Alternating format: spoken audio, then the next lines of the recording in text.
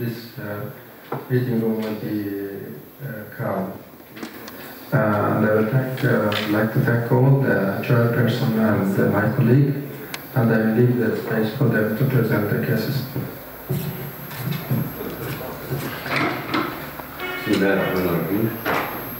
I have the pleasure to introduce my professor, Dr. Maged Al-Abbadi, and the title of his presentation is The Physiology of Bifurcation.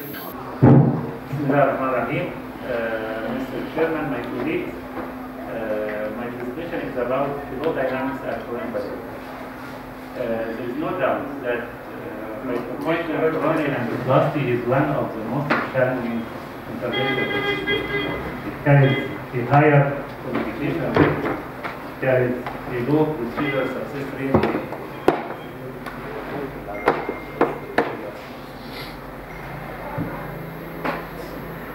كانت اللو بروسيدور سكسس ريت سواء استخدمنا البيرميتال او الدي اس high complication rate, high resistance rate, and high target restoration. And understanding the basic flow dynamics at current bifurcation can optimize the outcome and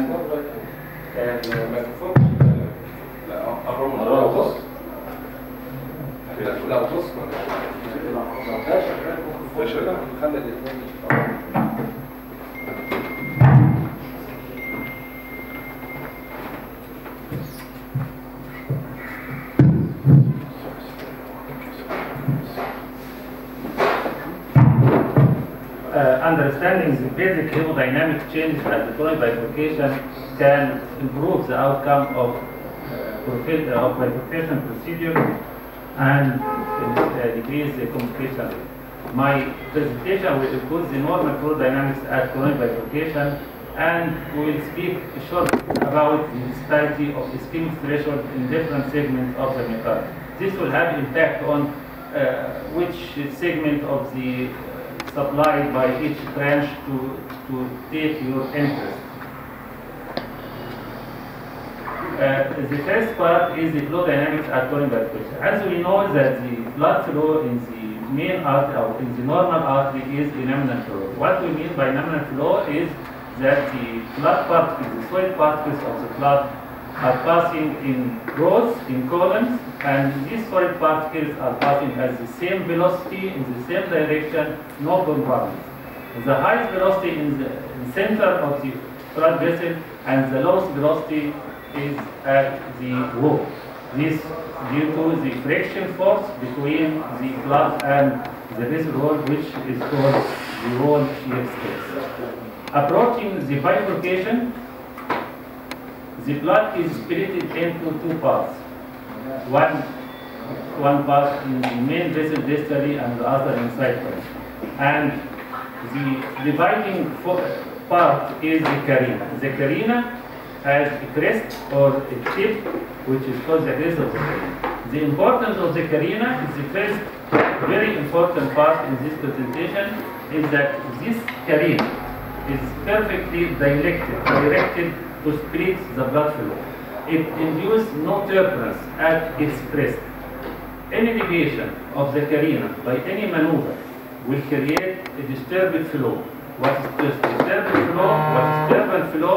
Turbulent flow means that the blood particles, the solid particles of blood, the blood cells and the plasma proteins are moving in different direction and different velocity.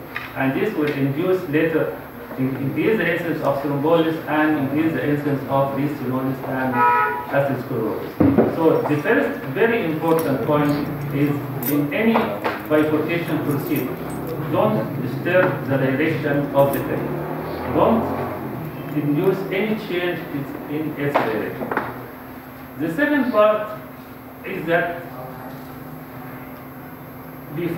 just before the carina, we find at the post walls, the lateral walls of the main branch and side branch, a small sinus, a small bulge.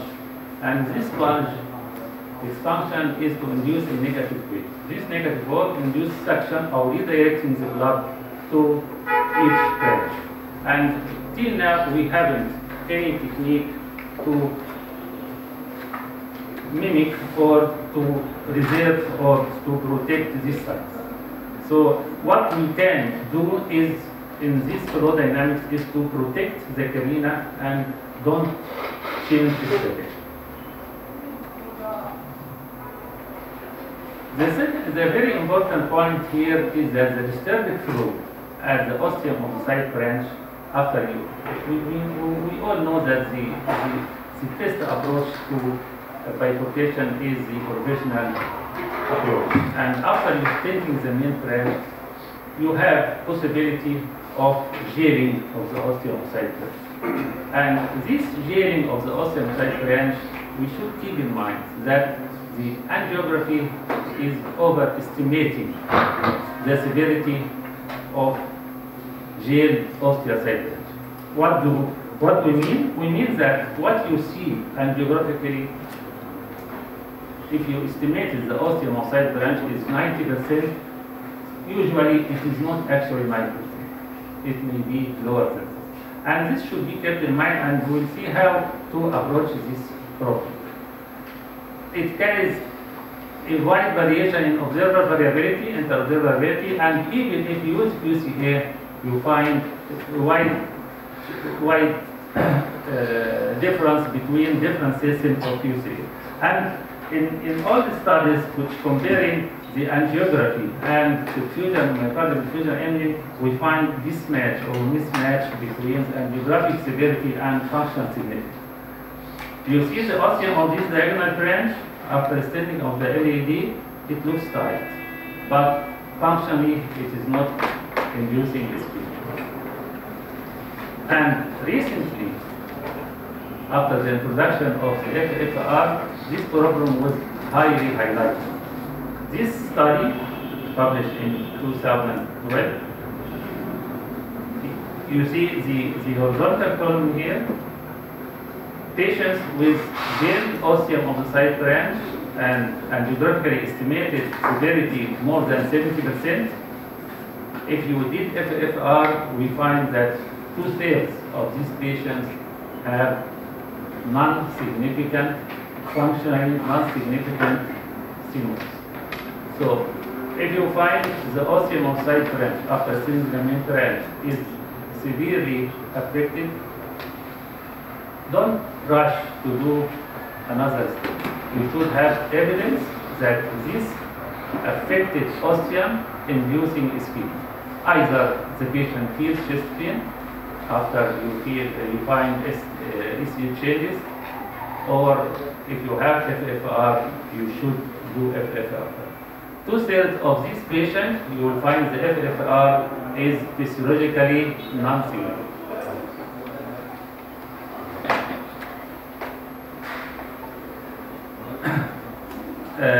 Coronary angiography overestimates functional significance of osteal lesions. Many severe osteal lesions are not functionally significant. 1/3 of patients with angiographically severe osteal stenosis have FFR less than 0.8.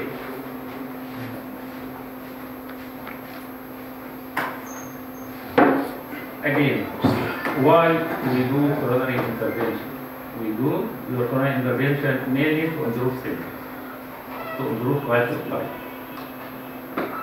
Regarding improvement long-term survival, this is a limited small number of patients.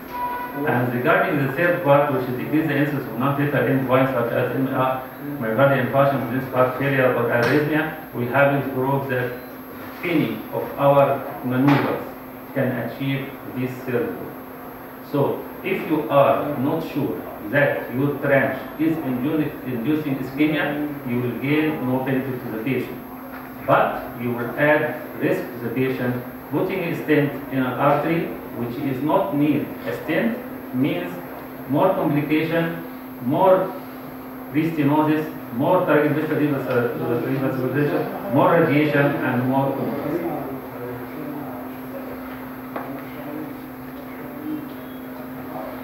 The third and last point is that, does the territory of the diaphragm have the same ischemic threshold than the LAD? Does the anterolateral wall of the left ventricle have the same threshold of pain equal to the septum? This is very important. Why is it very important? Because we should keep in mind that your goal is to optimize and maximize flow in the main artery, which in most of the bifurcation is the LED, and just to keep flow in the cycle. Don't compromise the flow in the main branch to optimize flow in the cycle. This very simple study, and I think all of us face this situation. Sometimes you inflate the balloon in the diagonal artery, and you keep your inflation for 1 minute or 2 minutes, and the patient doesn't feel anything. And during stenting the LED, after 10 seconds or 20 seconds, the patient feels chest pain. This is the same this investigator did. He finds that the pain score, the pain threshold in the LED territory distal to the diagonal is much lower than the diameter. And if you go back to the last 2 slides, what the patient gained from intervention, the main benefit is to relief of chest pain, improvement of quality of life. So you are facing an LED supplying the intermittent septum with the low threshold. You should keep the maximum blood flow to this area. The other artery, which is the diagonal artery, supplying an area which contributes less to contractility, which have event threshold higher than the intermittent septum. You should just keep the flow in this LED, but your main aim is to optimize the flow in the intermittent septum, which is the LED distal to the diagonal, LED distal to the big first diagonal or second diagonal, which is the site of bifurcation.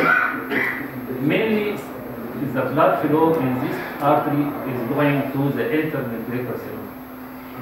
You are comparing the septum to anterolateral view. LED diag equals septum anterolateral.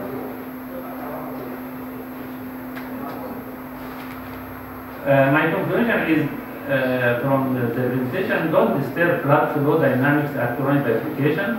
Thin angiography overestimates severity of osteocyte branch, maximize the flow in the main branch, and maintain flow in the cycle. Sure.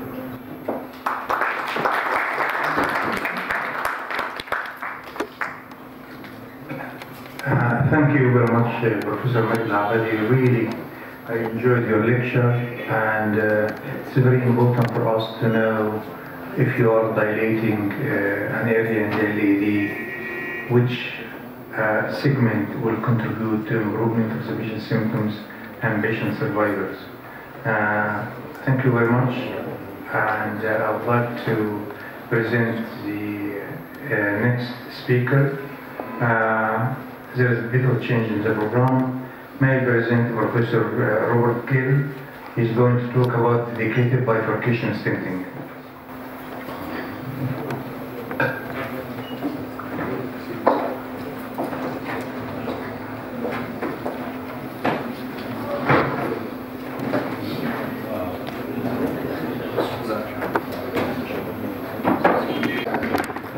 Thank you very much, Professor Maged, giving us a good explanation of the physiology of bifurcation, which is very important. You mentioned if the patient develops chest pain during inflation of one of the three, that means the diabetes.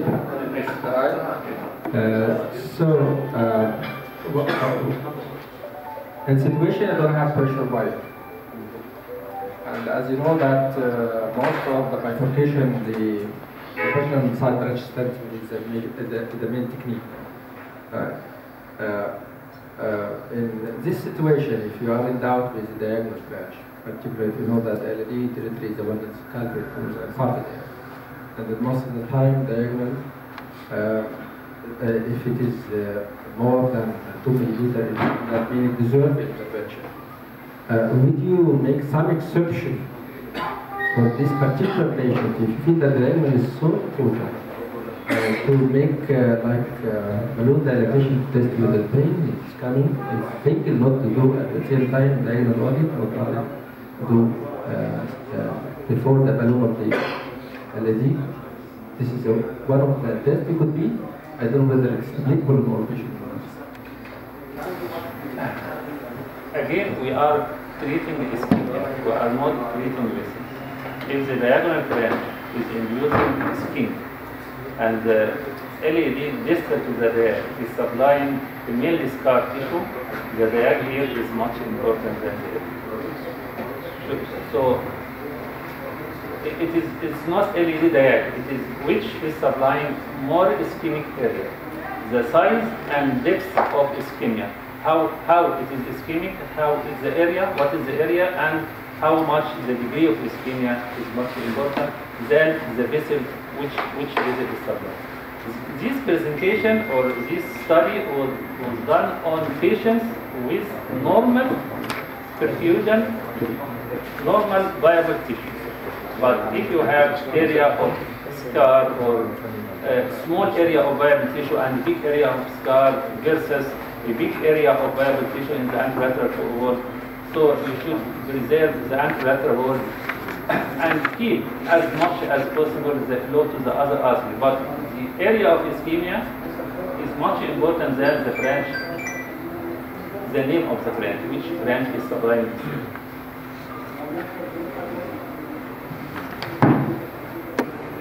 Thank you, Dr. Mike, for the presentation. قوي قوي بس أنا برضه it's very common انك انت يعني كان الجينينج السايد برانش دايما بتبقى موجوده يعني الواحد بيحصل لما when it happens البيشنت بيحصل الواحد بيحصل له بانيك لما بيلاقي الارتكل هيلث فجاه بص بيبقى بيوصل ليجنز فيه 9%. فالحقيقه مع كلام حضرتك برضه ان انا يعني لسه كده بتكلم معنى كلامك ده انا مش هعمل السايد برانش خالص. دي حاجه. الحاجه الثانيه ان انا هيكون لما لازم اعمل اف ار مش كده زي ما قال الماتش. لو ما فيش افيلبل اف ار دي حاجه ثانيه جدا. مفيش ديفلوب تشيست بين ده مروح البيت وابتدى يحصل له هيموداينامكس هجيبه تاني زي ما حضرتك. احنا يعني اذا طبعا البيشنت ديفلوب تشيست بين from the side branch needs to intervene. يعني we don't leave the patient with the chest pain. كان وين شويه مثلا We usually give nitrate and wait for 2 minutes or 3 minutes to see if it's spasm or leg shift. But if you have an FFR and the clinical flow is 3 and there is no evidence of ischemia, the patient is at rest. He may be ischemic because, as we see from this study also, that 1/3 of these patients have ischemia and 2/3 this stenosis is not inducing ischemia. If you have FFR, it will solve the problem. If you have an FFR, you are facing a situation to stent this side branch and put a stent with its expected restenosis rate and prolong the procedure, more contrast, more radiation, and 1/3 of the patient will gain benefit. 2/3 of the patient will have another stent without benefit, but with added risk of restenosis. So, if the patient has no evidence of ischemia, I go out from the cath lab and I follow the patient. طالما أنا ما عنديش FFR, and I follow if the patient developed ischemia. Later on, I can re-angio and attack the side branch. This is probability. You have 1/3 of patient will gain benefits, but 2/3 will be harmed. And ethically, you cannot do harm to your patient. It's unethical to put a stent in an artery which you haven't evidence that this artery is inducing ischemia. It is unethical. You should have evidence. Dr. Magid, تسمح لي please. I think is that the surgeon from the start to provisional one stent technique or two stent technique will depend mainly on the size of the side branch. If the side branch is more than 2 millimeters, it's a longer diagonal, for example, and I don't think that from the beginning there is a Medina 111 classification I think two-stent strategies from the start, if the ostium of the diagonal is severely compromised, may be the best option. I know that in most of the cases we have to resort to provisional stenting, but in some situations the size of the diagonal is big enough that we cannot depend on provisional stenting alone. The presentation is mainly to Medina 110. You are not planning from the start to do any intervention in the side branch. If you have, from the start, you have 111 and you are planning to do two-stent technique, go from the start. But if you, from the start, the ostium of the diag is mildly compromised, mildly affected, and you are afraid that after stenting the main branch, there is more stenosis, more plaque shift or carina shift. In this situation, you can apply what we said. But from the start, if the patient has 111 with significant side branch affection, which is big branch, from the start you don't do provision. You do two-stent. My final question, I do apologize. My final question, I want to because hear also the comment of Doctor. that's fine. I was going to say I that. have some concern about it's not only the size of the side branch, and not only the Right. Okay. I'll ask my question to Professor Magid and then we'll hear your comment, Professor Roberts.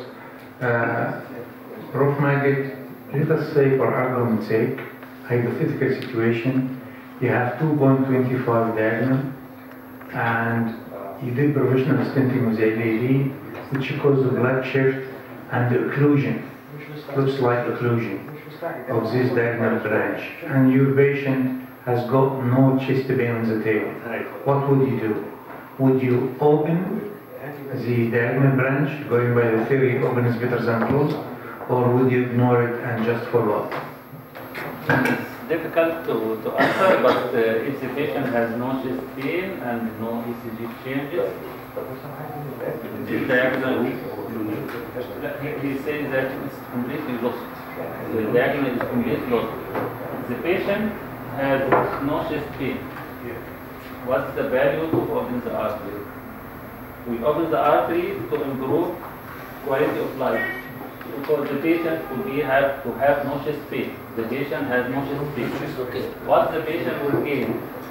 The main value of intervention is to improve quality of life. We are not doing intervention to prevent heart failure or to prevent infarction or to prevent death.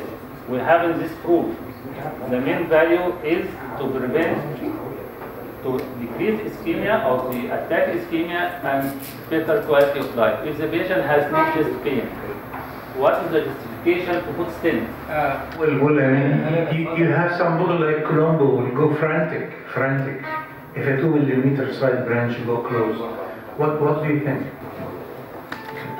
Thank you very much for this interesting discussion. My comments is, because I have a couple, it's as following. First of all, since you start to perform bifurcation treatment, you have to decide whether you are interested or not in side branch. In every single situation, when you decide yes, you have to protect the side branch with the additional Y. Since you start to protect, you have to fight. And of course, we have taken into consideration the facts presented by the previous speaker. First of all, the size. But what does it mean, the size, in terms of visual assessment of QCA? Sometimes we have kind of spasm, we have not real situation, so the size is not sufficient. The second part, this is the length. And we now know the cut-off criteria for length of the side branch, 67 millimeters if I remember well. So it means where you exceed this length and you close the side branch, it means complications. Not only immediate, but also in follow-up. This is the next. This is the second point. The next one, you have to look at the angiography. If you see big LAD and relatively small diagonal or small diagonals, you have to think whether it's true or not. because sometimes we see that the atherosclerosis, let's say, decreases the size of the side branch as well as main vessels. So we used to underestimate the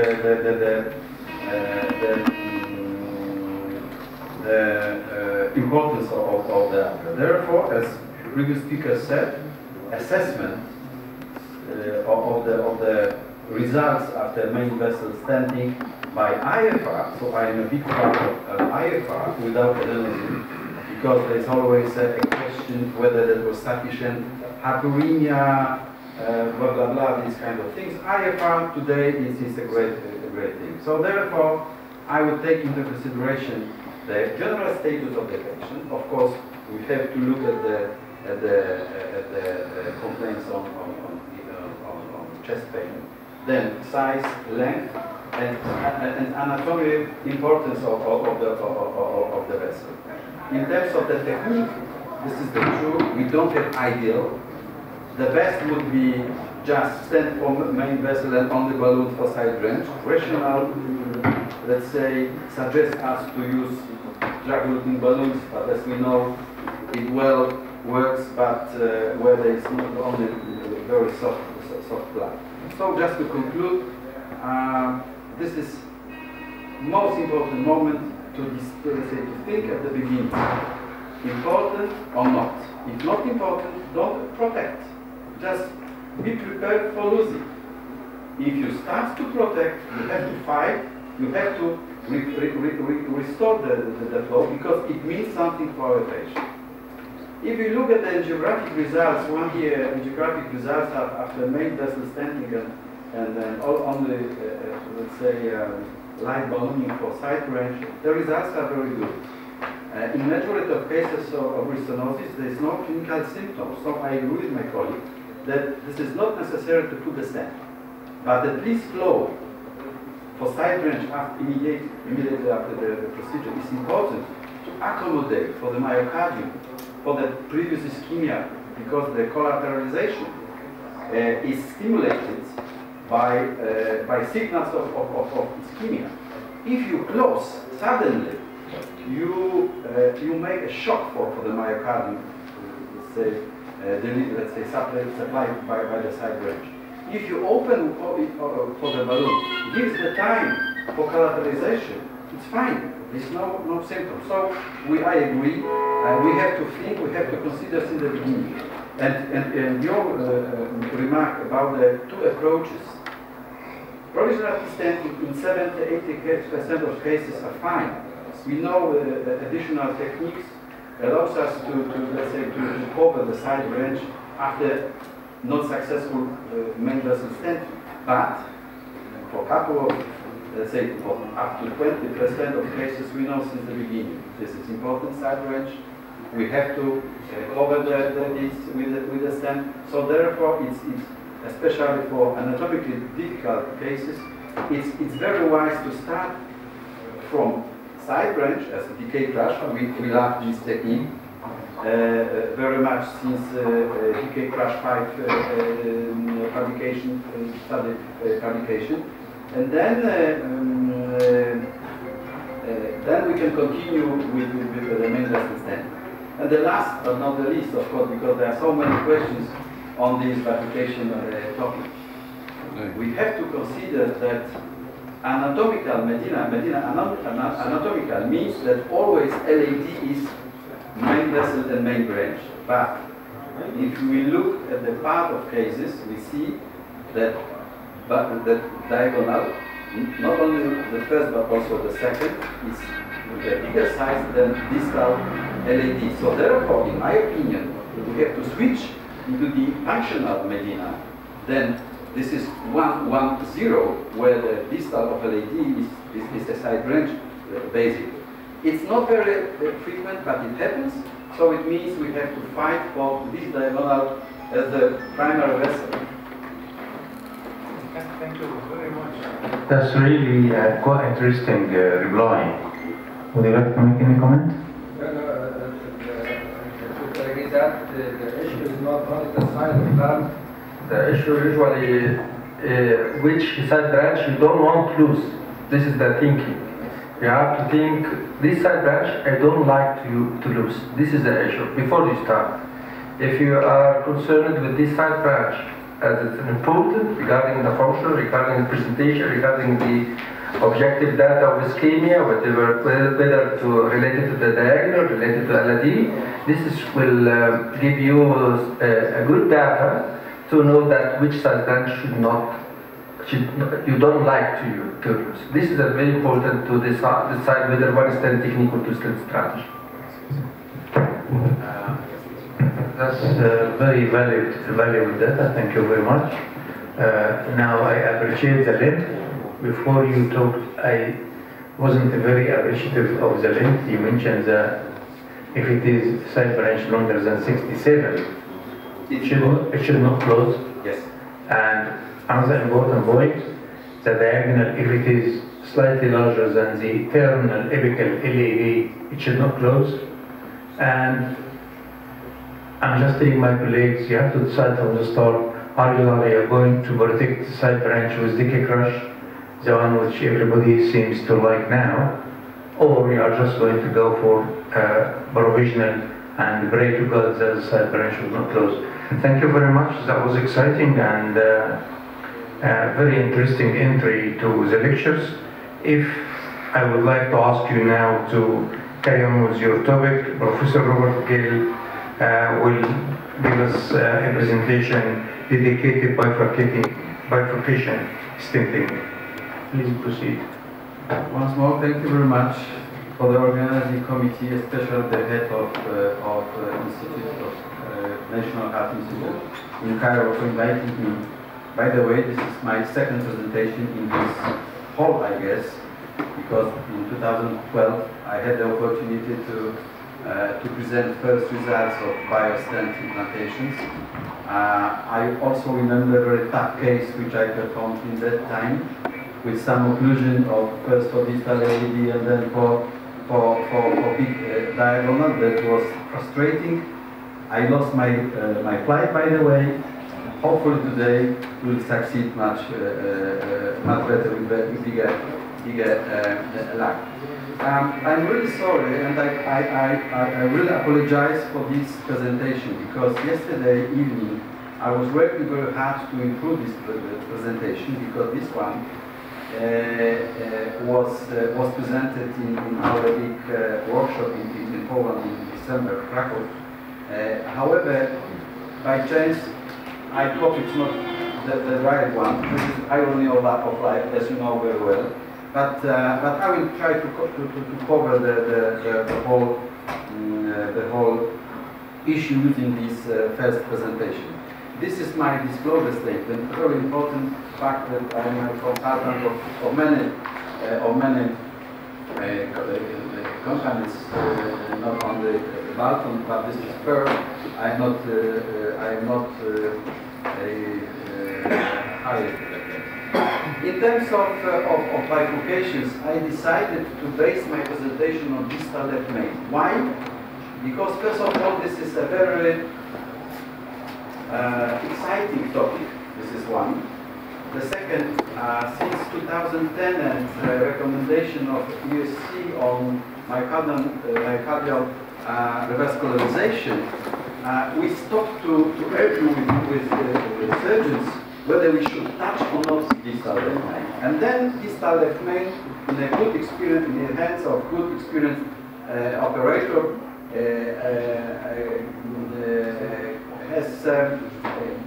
has delivered a good result, and we should be aware of some specific let's say, issues which are important to improve, to optimize the result on one hand, and on another. It's very suggestive for any starting, let's say, to treat bifurcations. So therefore, I base my presentation on that. First of all, in terms of bifurcations, we have two approaches. One, this is a regular one, which is a regular stent, which is optimized step by step, you know it very well, because European Bifurcation Club since 12 years starts to share the data and experience on the bifurcation treatment. But anyway, this is a regular drug-dedicated eluting test. The other approach, which was very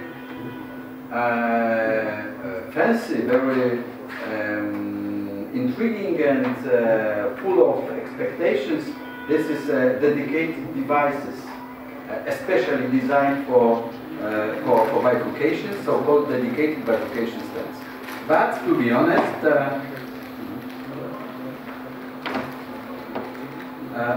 let's start with procedure dedicated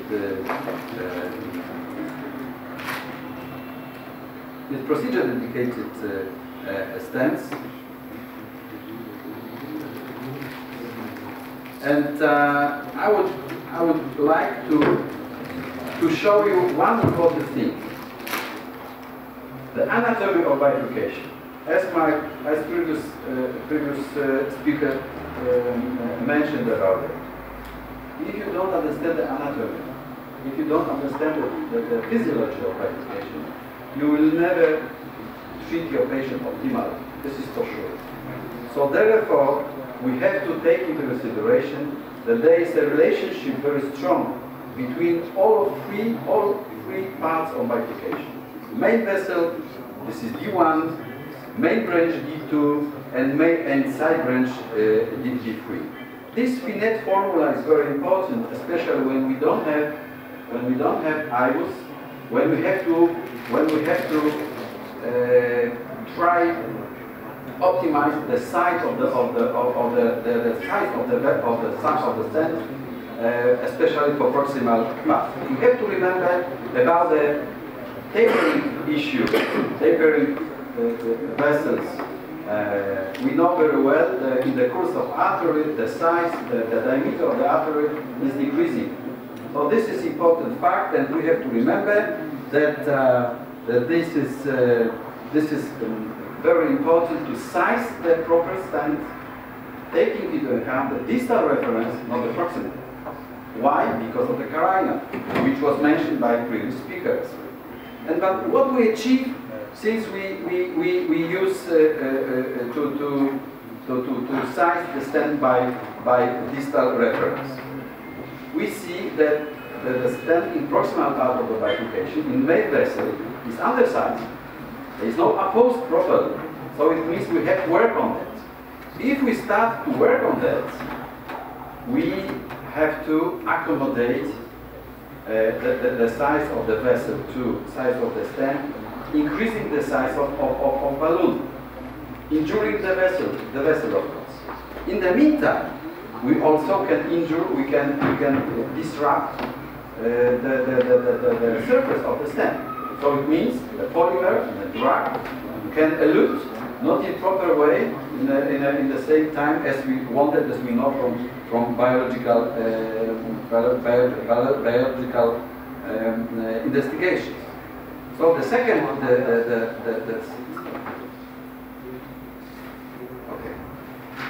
the second part, there are so many stents on the market, and of course we like part of them.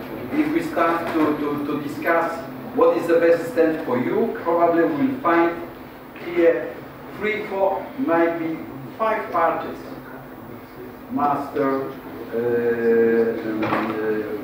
something from Boston Scientific, something from Terumo, from Abbott, from Balton, from Medtronic, you know, this is possible. But first of all, if you start to treat the bifurcations, you have to know the design of the stent, some physical parameters, because it matters, especially when you start to optimize the stent with additional techniques, usually with NC balloon.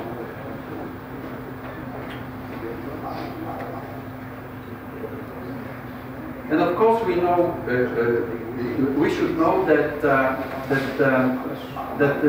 nowadays companies started to release so-called special designs, special versions for distal left main. For example, we know that, that there is an onyx left main, that there is synergy, but synergies might be not so designed for left main. However, Boston Scientific received EC mark for that. Anyway, it's important to know how many crowns, how many connectors is in the design of the stent, how big is the cell, because it matters in terms to achieve good access to side branch. Not only for immediate result, but also for possible restenosis treatment in the near future. So it can happen. And of course, if we look at the good trials presented in recent days, we can appreciate relatively not bad results. In many cases comparable to surgical approach. However, if we look at the numbers, especially for follow-up, we are not satisfied. There is a lot of space to be improved. To say, or saying to cardiac surgeons, just don't take this part of left main because we are better in this field. So we know nowadays that for orifice and for mid portion, we are the best. But for distal left main, there are so many issues that we have to share. Patients, in case it is due to best optimal result with cardiac surgery, looking at anatomy, looking at development of atherosclerosis in other vessels. Anyway, there is a big space to be improved. So therefore, we can conclude. We are able to cover, to treat distal left main as a rest of bifurcations with regular steps. We know the techniques. We know all of the steps which are necessary to achieve good results. But even with IUS, in the novel, especially in novel, but also in Excel, they didn't receive or obtained ideal results. They were comparable to cardiac surgery, but still comparable. So therefore, this is rational to believe that regular drug-eluting stents is not designed for coronary bifurcation treatment. If not, we need something additional. We need something new. So therefore, it is not only my opinion. However, part of my colleagues in Europe used to say, I am an artifact. I am a fan of dedicated bifurcation stent, not only from one company. However, I see possibilities, I see necessity, so therefore we have worked on that, trying to investigate any new device, trying to accommodate these devices to proper patient selection. Why? Because I'm not only one who doesn't believe that there will be at the end only one dedicated bifurcation stent. Probably we need 3 for many clinical and anatomical scenarios. Anyway, what we have on the market. Now some slides about dedicated bifurcation stent. First of all, there is a kind of classification where you can divide the stents into the classes. The stent which completely restore, reconstruct the bifurcation, so-called complete bifurcation Y stents. What is on the market? There is only one. This is advanced bifurcation systems from United States. However, I used to hear about this stent since 4, even 5 years. Conceptually, as you see, this stent can be only for main vessel or for side branch. This system is based on two wires. It's relatively bulky and it's not easy to maneuver, especially for let's say for distal positions of the wire. Anyway, what is most important The human data is very limited. So far as you see here, we have the data on 10 patients only. The procedures were performed in South America. The results are excellent. No complications after 2 months follow-up. However, the patients were very selected. The number is very limited. We still need to, let's say, to look at the data on a bigger number of patients with more difficult anatomy. Anyway, this is something which probably can be applied for very limited, so-called easy in approaching, from approaching point of view, bifurcations, especially for distal left main. What about the parent vessel stent? So it means that only main vessel main vessel is covered. So there's also only one. This is well-known access from biosensors, if I remember well, with bioluminescent from the stent, self-expanding nickel titanium stent. However, again, this is a very special stent, by the way, because it covers the proximal part of the bifurcation, giving good access to side branch and main branch. So it means that if you have very complex bifurcation, you need to add additional steps. So even with the success of such an approach, it costs money. Because first of all, you pay much more for dedicated, and then we need additional two, or at least one, to cover the rest of the bifurcation. So it means probably this is the main problem of this stent. Here you can appreciate the situation where the two additional drug-eluting stents were applied for main vessel and side branch. Of course, they tried this stent for distal left main. Here you can appreciate the results of this trial. However, there was published 6 months follow-up data with a relatively low target lesion revascularization percentage, below 10. The IBUS analysis was also available.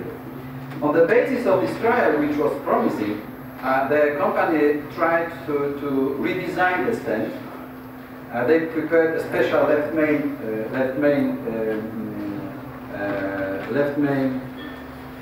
version, as you see here, 10 millimeters in size and 9 millimeters in length.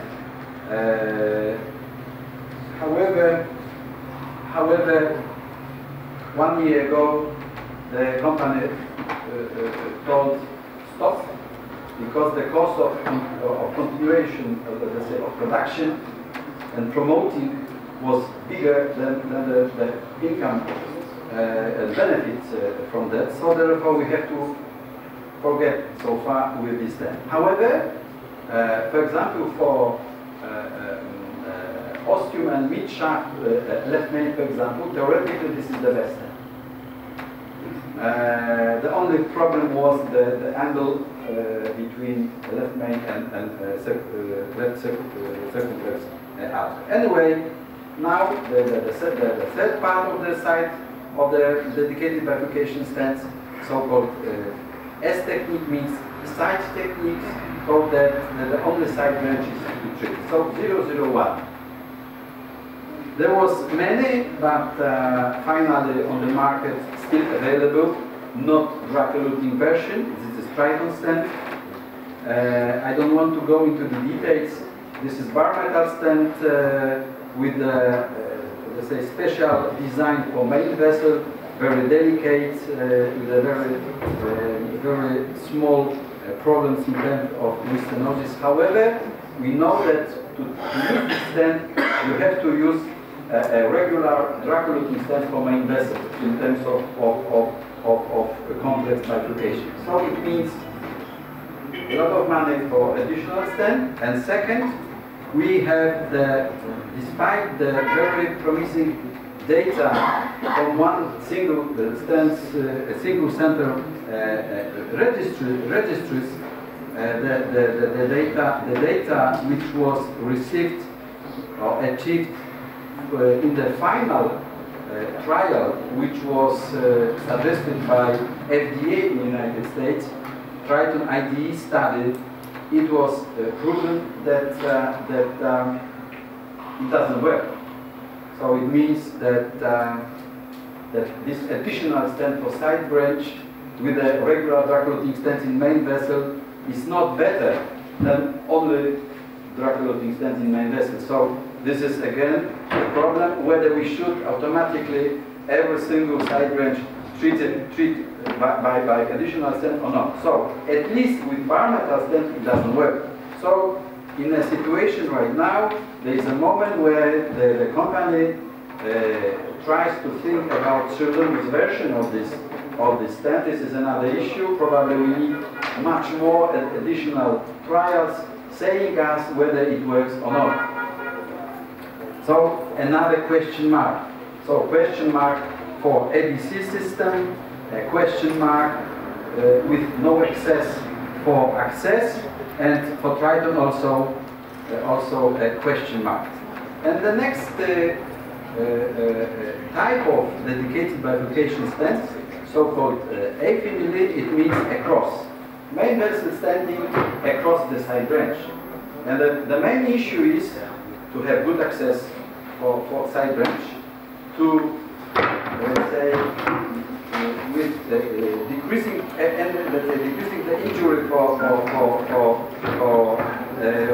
carina as well. So what do we have on the market? First of all, this is Nile Croco. This is third in the line of development. This stent from Minivasis France. They started from regular bare metal stent, then with Packlet eluting version, paclitaxel, now Sirolimus eluting version. However, again, this is the system which needs two wires. It's not very well. It's not easy to navigate, especially for difficult anatomy, calcification cases, and it's not easy to position also for left main. And in additional, the newest version, we know very limited data. As for example, here you can appreciate the 21 patients for internal Bulgarian registry on that in left main. Of course, the results are beautiful. But first of all, for all of the cases IVUS was used.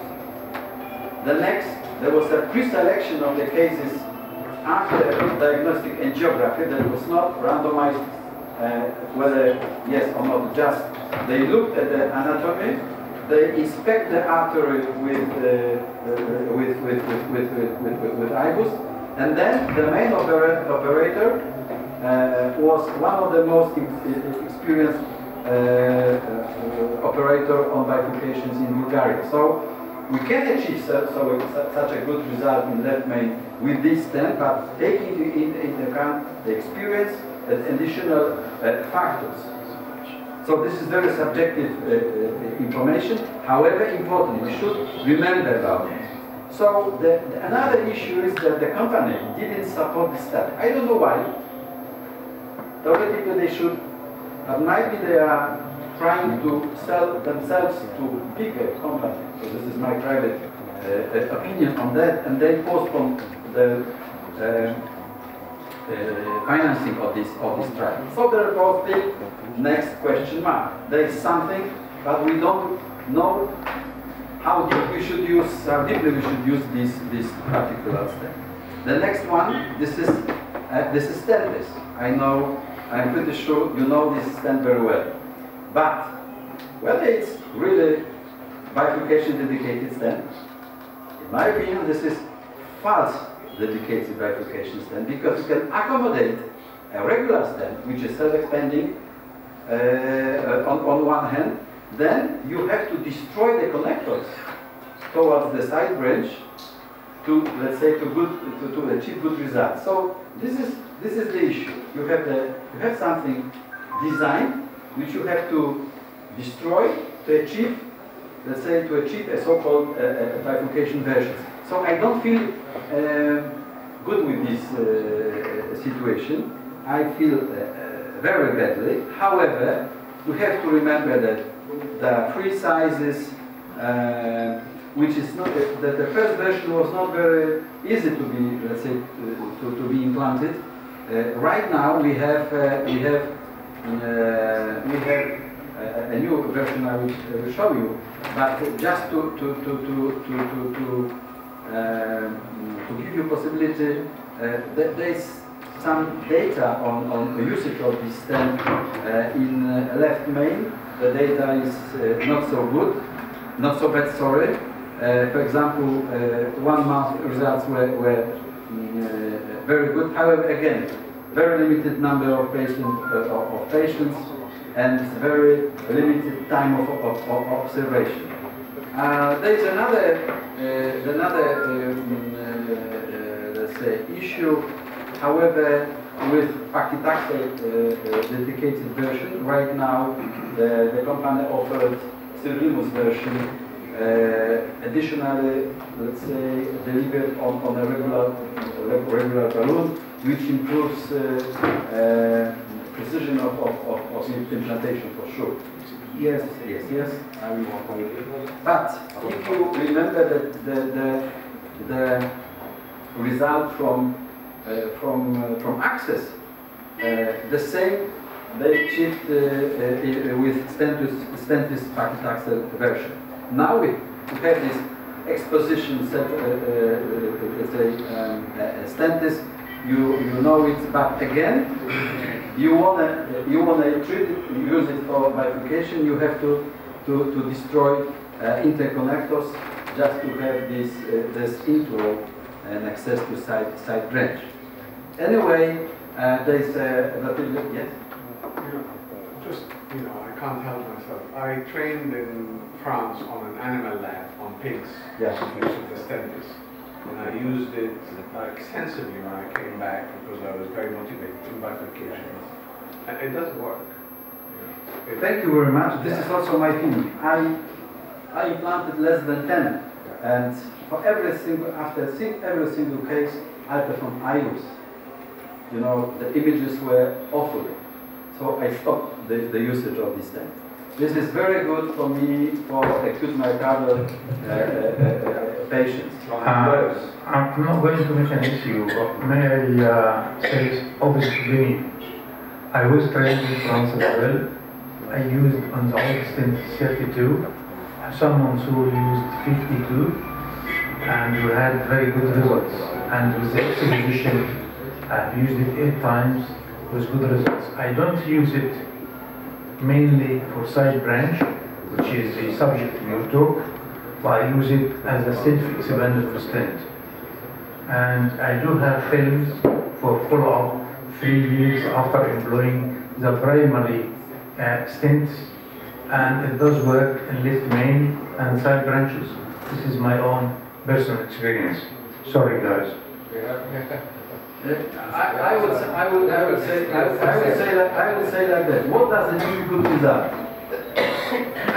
The left main is still open and the side branch is still open, Okay. patent, and the patient is symptom-free. My question to you is, in which percentage you perform control angio? In about 25%, because most of the patients in Egypt, they don't come back. It's a problem that in majority of side branch closure, there is no clinical symptoms. Telling that it doesn't work for bifurcation, I base on my opinion on a 12-month control angiography and IUS images. That taking into account not only main vessel, because in main vessel it works. I agree with you. But the problem is, what about the side branch, especially when this is very important without additional stent implantation? They don't claim as yours. It is not a dedicated side branch. What you do, you just twist the balloon, you open the connector, which doesn't seem to do any harm. But I will not dream of using it as a side branch. I am allowed to say that this is false bifurcation stent in a good meaning of this word. So, I agree. I don't blame the stent as a stent. I just suggest that this is not, because other used to say we have dedicated bifurcation stent. This is not the truth. This is not the truth. That's all. Okay, anyway, now we are waiting for the, if I remember well, 200 cases completed in registry on this newest stentless position in left main. So might be this will be a good result because first of all the drug is better, the experience is better, but as I already mentioned, the problem in my opinion with this stent is also the connection with the additional stent. It has to believe what kind of technique you have to use to cover additional stent on the level of side branch with destroyed part of the stent. So I am afraid that this is probably the weak point of the plate. Anyway, maybe I am wrong. Anyway, we have to wait for the objective results. This is this registry. As far as I know, the cases, the enrollment was closed. Now we are waiting for further results. Might be in June they present something, as far as I know. And then at the end, I left, let's say, my baby, because BioStent, which is a result of cooperation of Polish and one Bulgarian internationalist and Polish medical company, Balton. Here you see the first stainless steel version. What I would like to bring you to your attention is the fact that this stent is consisted of two parts.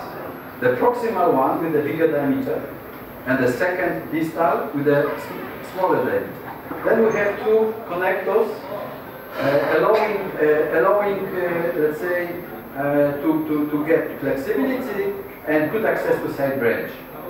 What is very important here, you can appreciate also the delivery balloon. It's very visible that if you properly size the stent, you got a pot, which was mentioned many times. This correction of proximal part of the stent. When you start to size the stent distal by distal reference, you have to do that. So here, theoretically, you are done since the beginning. And then that was this stainless steel version was not optimal because in that time we started with relatively high thickness of the stent that was 120 micrometers. With biodegradable polymer and first paclitaxel, then sirolimus. And of course, one can say, guy, what about the mid portion? This is a weak point. What about radial pulses? What about the restenosis? Okay, we did. We proved that it works without any problem. First of all, you can appreciate here that with BIOS you achieve comparable, even better from this trial minimal lumen cross-sectional area of the stented region. On the contrary, you have much better, let's say, access to side branch, looking at taking into account so-called window length. What is very important, because of these the differences between proximal and distal part of the stent, you avoid the Carina sheath. Then you have already pot. So it gives you all of these necessary achievements which you have to fight for with a regular dedicated stent, using additional NC balloons usually. This is I will answer with the second paper on BioStent. We performed systematic IBUS assessment 1 year after implantation, trying to assess the hyperplasia, the thickness of neurointima across the BioStent. And then you can appreciate that on this mid portion, bifurcation site, I'm sorry, there is no really, this is very little, I would like, the thickness of neurointima. The biggest increase is for proximal. Yeah. How would you explain that? Because all of us are interested in because of the hemodynamic. Because of the high hemodynamic. Because of the fact that on this level there is a brisk flow. There is a high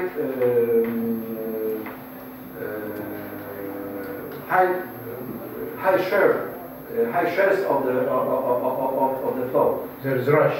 Exactly. So the one. The second, in the middle, you have a carina, which, as a previous speaker mentioned about it. You know, with this stent, you don't change the position of carina. The carina is the middle position. Yeah, so you have the a port. divider as a carina. Yeah. Exactly. Yeah. So this is an additional fact that this gap between proximal and distal part depends on the size of the stent. Right. For the biggest versions, for the left main versions, this distance is not more than 2.4 millimeters. For the smallest, this is 1.7, 1.8. So it means 2 millimeters. There is also diffusion of the drug. Right. So because in case of longer, probably it wouldn't work. Yeah. For this small, it works. So therefore, this is the truth, not by my feeling, but by the published data. What was for us, what was very intriguing and unexpected. Yes. That was not bifurcation side, but main branch. Look, the biggest hyperplasia was for proximal. So we didn't pay attention on that, also with regular stent, because what you see on angiography, you see only the lumen. You are unable to compare how big is hyperplasia with the main vessel. What about the main vessel? Because it is other way around. The main branch means main vessel. The main vessel means main branch. I'm sorry. This is a mistake. Anyway, this is the answer on the question. What about the restenosis? And of course, we performed also this analysis based on angiographic data 1 year, based on control angio. And here you can appreciate the individual distribution for more than 200 patients, and you can appreciate that on the level of this mid zone, there was a very little. As far as I see, there were 3 cases of restenosis. The rest was equally distributed by other parts of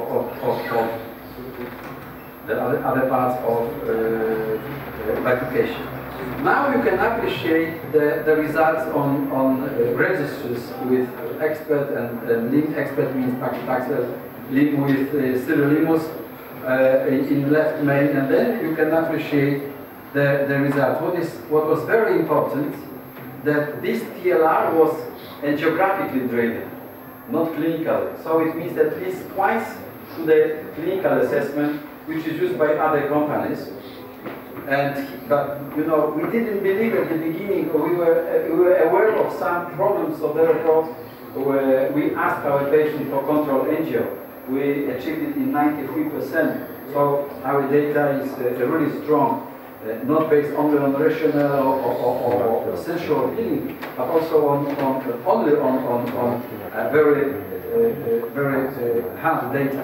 And then you can appreciate that the smallest angiographic restenosis was for sirolimus version, better than paclitaxel as a pool data below 10%. And very low MACE because the myocardial infarction was really very rare. What is very important, and I would like to bring to your attention the fact that we have 4 years follow-up data. And then you can appreciate that compared to regular drug index from two randomized trials, POLBOS 1 and POLBOS 2, the results are compared in a trend with a trend better for BioStent, especially for diabetic patients and for left main subset of patients. But of course, there was always problem with this high late lumen loss. There were a lot of questions regarding the thickness of the stent. So therefore, the strat storage. So therefore, the company prepared the newest version where the thickness is 70 micrometers, again on biodegradable polymer with sterilimers, not 1 but 1.4. This is a mistake on the stent. And what we did first animal studies, and we compared this thin strat stent with Orsiro. We know this stent very well. This is 60 micrometers stent, very well with very well known good results, not bad, even better to science. So also well working for bifurcations in the opinion of many operators. And here you can appreciate that we received comparable data to Orsiro. So that was the first proof that in terms of histopathological assessment and OCT and geography, at least it's comparable to Orsiro. This is a very good indication to use. So we started first in men with this stent. Here you see the indications, mainly stable coronary artery disease. If you see at the lesion locations, mainly that was left main, but almost half to half. We have a couple of cases from Uzbekistan. My wife is from Uzbekistan, so I have good connections, so I helped them to enroll a couple of patients. But what about the results? Look at the population. First of all, we stopped the first in men on the 95 patients. This is enough to assess objectively the product. And then if you look at the population, you will agree with me that that was not healthy population. That was very tough, very diseased population. Look at the number of diabetes, number of prior MI, prior revascularization, the presence of peripheral artery disease, chronic kidney disease. You know, that was a good case to test this particular stent. Here you can appreciate the division into left main and not left main, because in one registry we decided to compare these two potential position of the stent. And what about the protocol of the study? The successful in every single case. You see the pre-dilatation was relatively frequent, almost 70% in average. For side branch, relatively small percentage, not more than 30.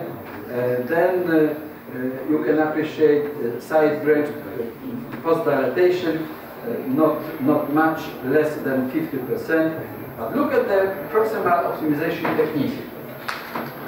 Despite that you have this proximal optimization technique after implantation, we proved that we can optimize the result, we can get better result with pod, so therefore we recommended it.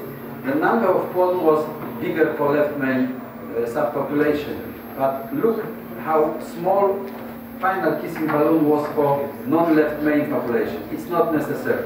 And relatively small percentage for second stent for non-left main, and relatively bigger for left main. Then you can appreciate the results. Now we have the results much better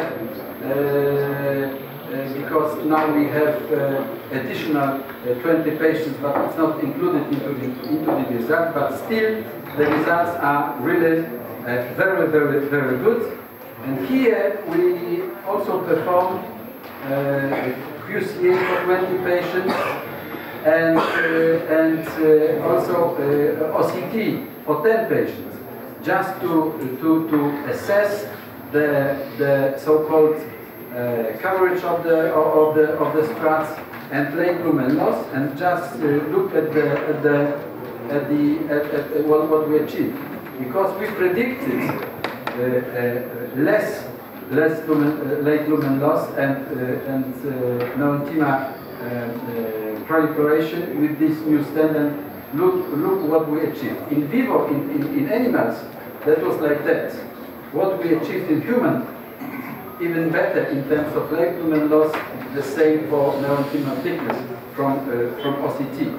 So therefore, we decided with the company to go for a very demanding, very challenging study. This is almost left main, which will be done under the supervision of Professor Patrick Servois and cardiologist. So here you can appreciate the details on this trial. But let me conclude. So we have waited for the final result in the randomized trial. However, let me conclude what we have right now. So first of all, dedicated bifurcation stent system remain limited, but use of optimal systems in bifurcation needed a two-stents technique make proof of this value. With the BIOS stent, you can combine any two-stents technique without any problem. Crush, tap, TK crush, pull-up, whatever you need, whatever you know. But we have remembered that right now there is no access on the market. To try them is a question mark. We need to test sirolimus version.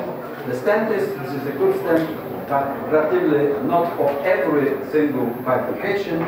9 sirolimus, we wait for bigger number of patients.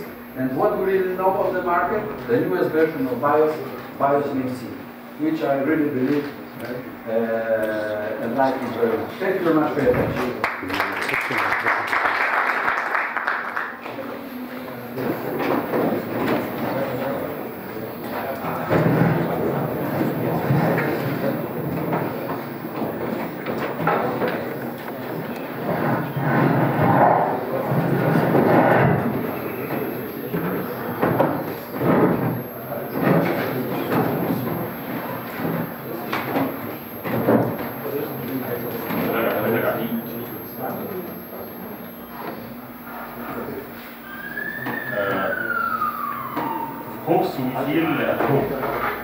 التعاون بين جامعة القاهرة وبين معهد القلب القومي بدأ من عشرات السنين، من أيام سنة السبع دكتور عبد العزيز.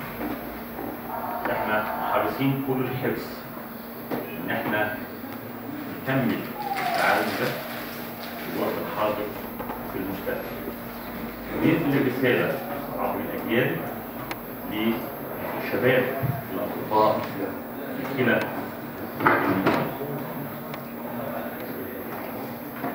bifurcation. It's a dilemma. It's a problem. It's hidden.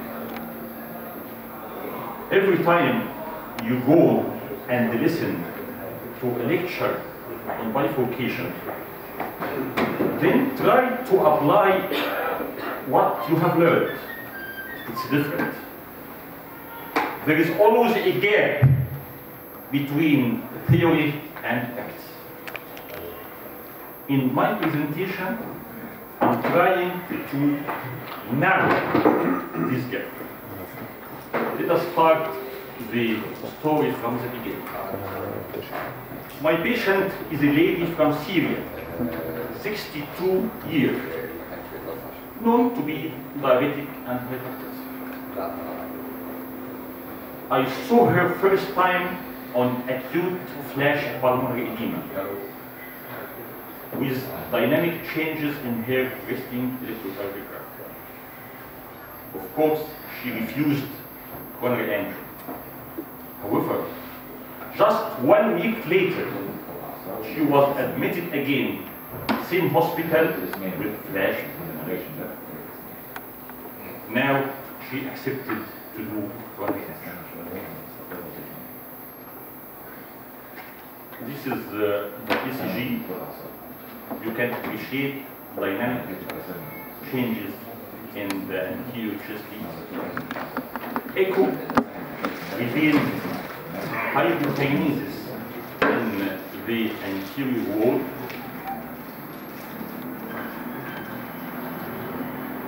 Troponin was high.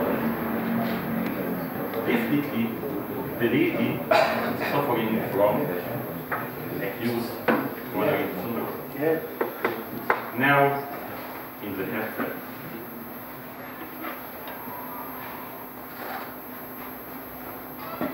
You can appreciate the short-lived mean. It's normal, non-dominant circumflex with atherosclerotic plaque, but this is not a good view to evaluate the LAD.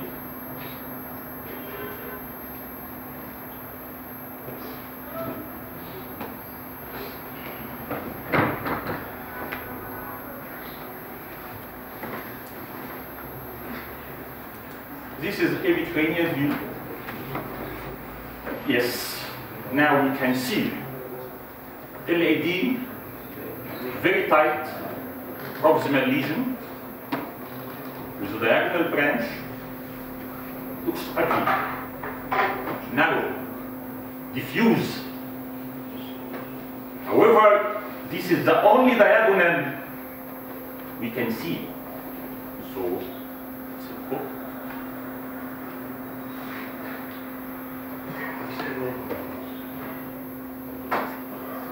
LAD, long segment, diagonal, only diagonal, diffuse.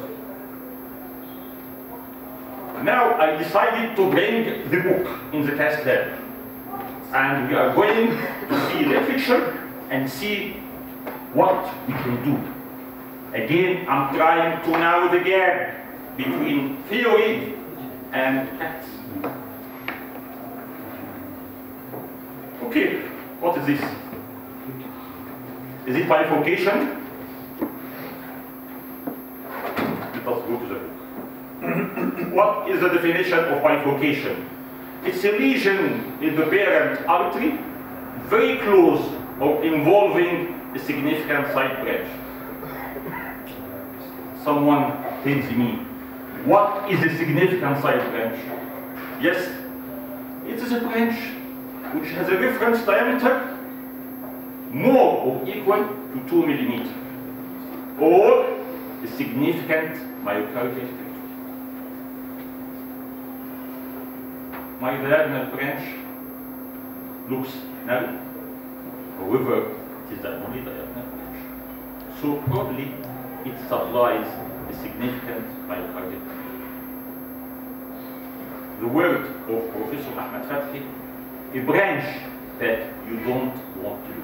Yes, this is the proper definition of a significant side branch. So simply, according to the book, I have a bifurcation. What is the problem? Bifurcation. No. With bifurcation reading, I have a risk of peri-coincidural infarction. High risk of restenosis. I don't have a single standard technique because there is a variability in the size of the arteries, variability of plaque distribution, extension of the side branch disease, and the ambulation. So we have a lot of speculations. I have on the test. We have different classification. I'm still opening the book, and my patient is on the cath lab. Many classification. The most popular one is Medina classification, you all know. according to this page, my bifurcation flag is 1, 1, 1. Do you all agree? Yes. Oh, okay. Now, let us study the angle between my diagonal and my LAD. And let's take a look on the book. If my angle is T, the side branch axis may be difficult. However, the black shift is this. If it's Y, you can go more easily to the side branch. However, do expect a more black shift. And read the last sentence. It's very important. Y angulation, precise stent placement with complete ostial coverage is often difficult, or geometrical. If your angle is Y, very frequently, it's very difficult to complete cover of the ostium. The geometry is different. Now let's go back to my patient. Is it T or Y? What do you think? Or something in between. Okay. This is the real practice. Nothing according to the book. It's different. It's more like the white one. Okay. Now, this is the decision tree for bifurcation lesion treatment. First, evaluate your patient. Can she take dual antiplatelet? Yes. Prepare the patient? Yes, we did. Plan the strategy. Evaluate of the lesion with optimal angiographic imaging. Yes, this is my optimal imaging epicranial. I did so, according to the book, my patient. If planning two-stent strategy, consider using 7 French guiding catheter. We did so. Wire both branches. Okay. Prepare the lesion. Yes. We evaluate the strategy. So we have to do all these steps, then we start to re-evaluate. Till now, I'm not sure what I'm going to do. Excuse me, what lenses are you going to use? I mean, you're talking about 7 French. Femoral. Okay. 1 wire or 2? According to several trials, we have to use 2 wires. No argument about this fact, because 2 wires definitely lower adverse events. This is the book, and this is what we are going to do just now. Using 2 wires have several advantages. You can read all of this, but my patient is on the cath.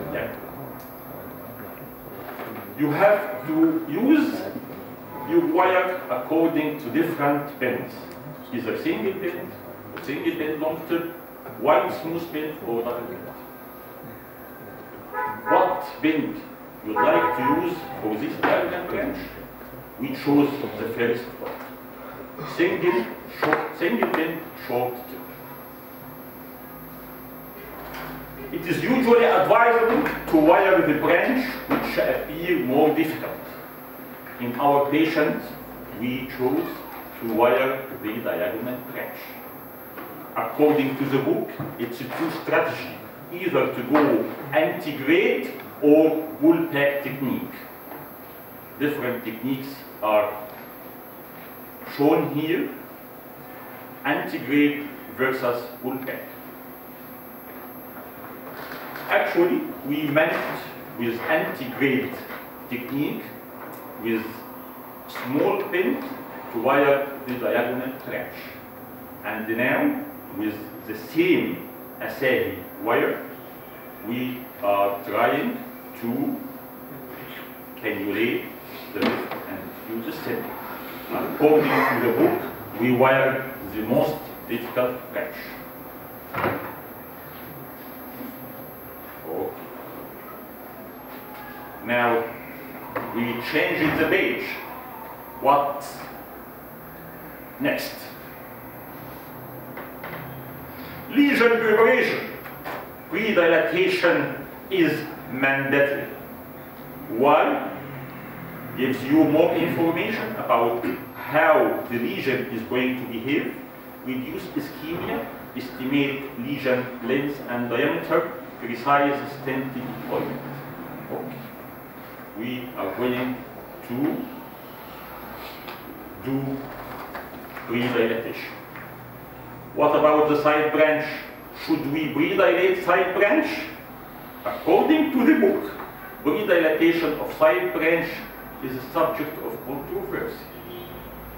But on real life, in my patient, we cannot leave such a diagonal branch. It's almost total. We have to go and pre-dilate. So, not every time we are going to listen to the book. Sometimes you behave differently. 2O 20 balloon, we enter the diagonal branch with difficulty. Remember, with difficulty. Several balloon dilatation along the diagonal branch.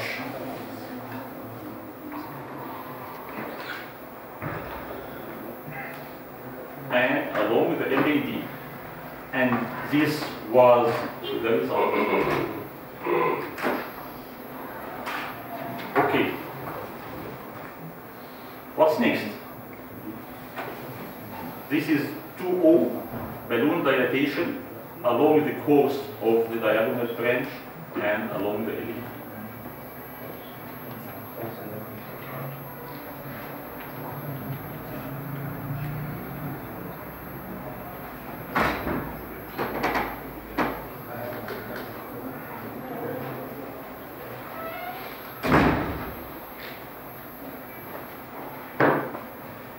Back to the book. Okay. One stent or two stents. the usual scenario with different trials with outcome. For example, Nordic bifurcation study, 14 months, no difference. So why not provisional stenting? With main vessel stenting, then kissing balloon, and let us do provisional stenting. But on the cath lab, on real life, the diagonal looks ugly. Actually, when we looked more and more, we could identify small dissection in the mid-diagonal artery. So we decided to use two stents.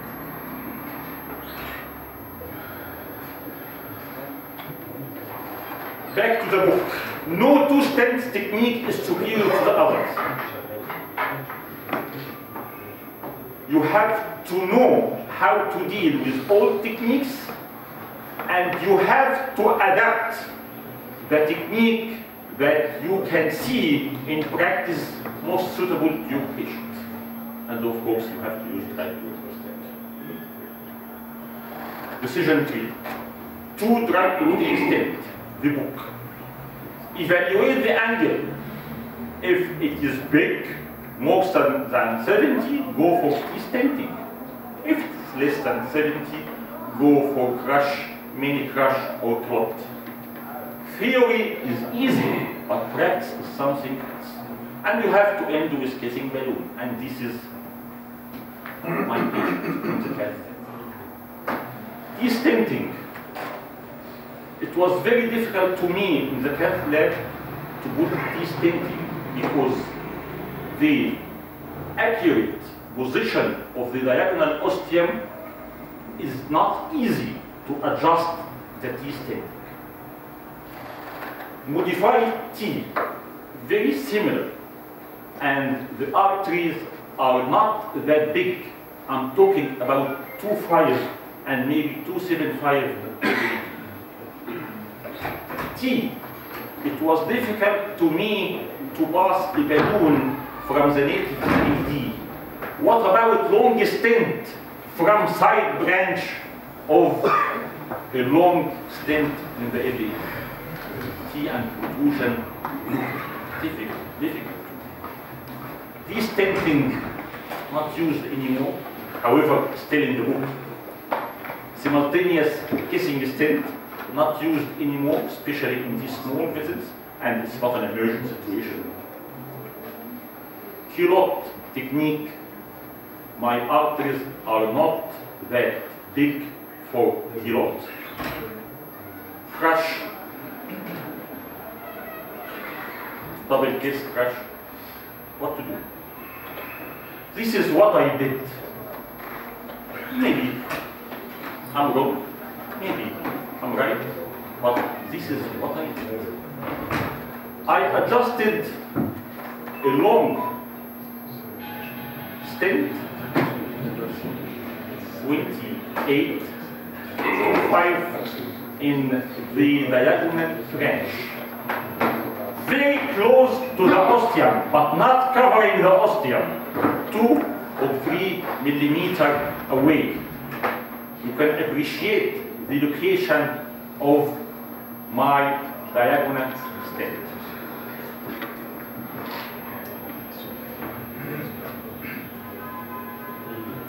And simply I deployed another long stent, 3.32 or 33 in the LAD. Now you have to be careful. I did not touch the ostium of the diagonal. I left it uncovered. This is the practice. This is what I find applicable in my patients. And this is my picture after deployment of both stents. Again, the ostium of the diagonal is not covered. Next step, I wait for kissing. Simultaneous kissing, followed by port.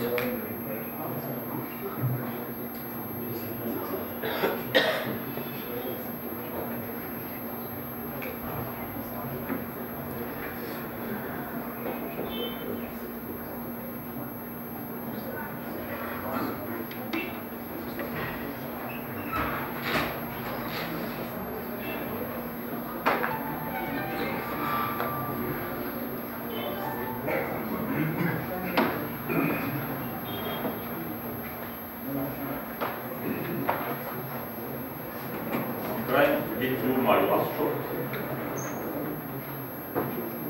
without wires.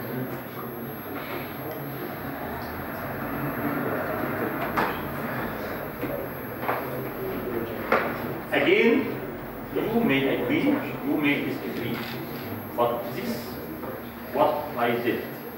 The practice is completely different from the from the theoretical knowledge. The patient went very smooth post-procedure.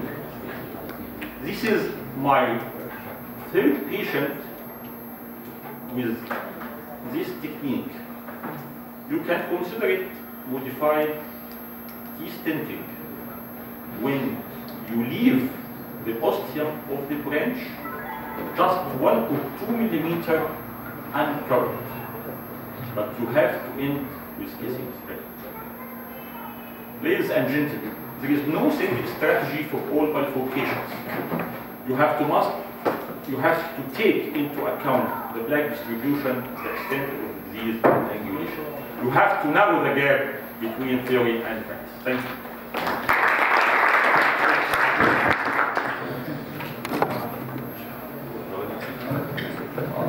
So Mohammed, thank you very much. I think it is nice in this gathering that we share ideas and see how can we see everybody of us clear with what is happening within the cath lab. I think we are fortunate today that we have a very honorable guest specialized in bifurcation, and he is going to do some live, and I enjoyed his lecture today on specialized stents for bifurcation. I think the practice of bifurcation is changing very rapidly, and maybe in the future we will see totally different approaches than we have now.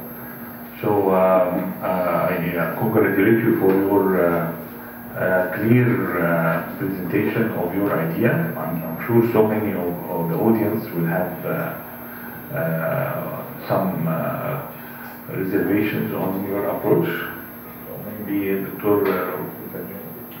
Before I talk, I would like to give a chance to our guest, honorable guest, Professor Robert Gil. I need your comment on Professor Hamad Ghani technique. Where's the mic? Where is the mic? First of all, congratulations. I felt for a while like doing the mess, like a message, the message to the people. That was great. But coming back to the facts. First of all, I would say that 3 years ago, I would make applause, saying, yeah, yes, this is the best approach. Today, I cannot do that, because we have to implement at least one thing, proximal optimization technique. And because of the length of the stent in front of diagonal takeoff, you are unable to do pot after kissing balloon. No. If you do, you touch the artery not covered by the stent. So this is against the recommendation. This is one, because you increase the possibility of stenosis over the stent. So this is one issue. The second, this is very good moment when you rise in terms of side branch ostium coverage. This is true that this is not necessary for all of the cases. I agree with you, especially in this anatomy. Because first of all, the first part of the side branch, this is like key stent, and then it's going up as a wide. So it's not easy for the artery to prolong the stent. The big friction, these kind of things, possibility of restenosis is very high. But you have to take into consideration the status of side branch. So unfortunately, if you look at the side branch orifice from the original paper, photo, you can appreciate that was very, very short lesion. And after opening of this lesion, there was no dissection. So theoretically, you can believe that it's not necessary to cover. But in majority of cases, you have a dissection. If you have the dissection, you have to cover. So it means, I agree with you that this is not necessary 100% of cases, but you can monitor the situation in the orifice of side branch. So you agree it's not important to cover the ostium in all cases? It's not necessary in all of the cases. It depends on the status of the vessel, especially the characteristics of the lesion. Because if you have calcium fibrosis, after pre-dilatation you have dissection. Then this is necessary to cover. How can you tell there is no micro dissection? We were told over the last 7 years, when we started doing bifurcation, you have to cover the carina. And we were told this is a main issue. covering the carina. Otherwise, you will have stenosis. And the high incidence of this stenosis is mainly because of the operator failure to cover the carina. How long ago, Professor Muhammad, did you do this case? First of this month. So we need kind of follow-up. So what I'm going to do, yeah. If you are right, we are right. What do you think? It's not working. I would say like that. First of all, microdissections, in my opinion, have healthy influence on the healing. So if we look at the beginning of interventional cardiology, if you look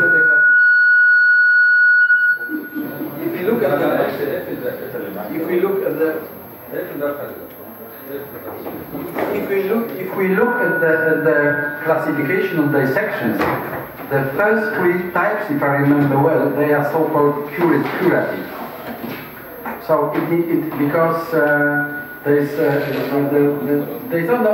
the only option to increase the lumen is just to crack the plaque.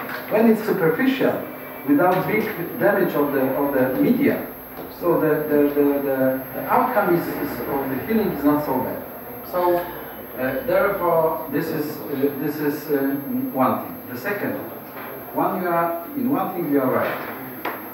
With stent you are much more predictable than without stent.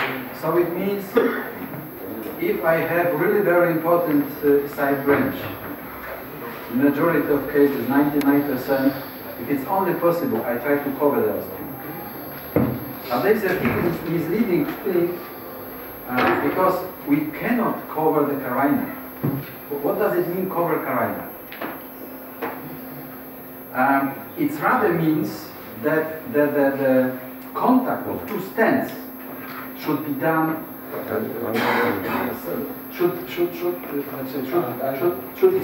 Exactly. So this is much more important. Should not leave any bare areas. Exactly. So because might be in this feeling, this coverage of the carina is important. That's why the DK Cross is having now much better results because Yes. you do that. Yeah. So Create new carina. yeah, the same impact. Yes. You achieve the same That's impact. true. And this coverage of carina means not only because you can cover with one stent, the main difference. The problem is with the contact of these two stents on the level of carina. And personally, I would say I'm not so radical to stent all of the ostia, but if I have any doubts, I have some here. I will do that. Yeah. Thank you very much, Professor Muhammad. We are short in time. May I present Professor Hussam Adil, Professor of Cardiology and Head of the Department of Cardiology at Castle Island.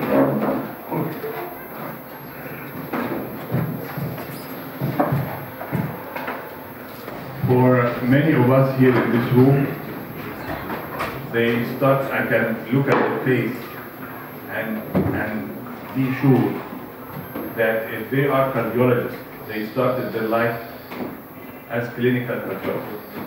They didn't start as interventional cardiologists. It means a lot that you start your life as a clinical cardiologist. You spend time with the patient.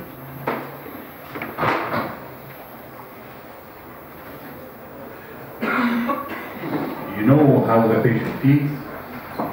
You know how he is satisfied with your treatment.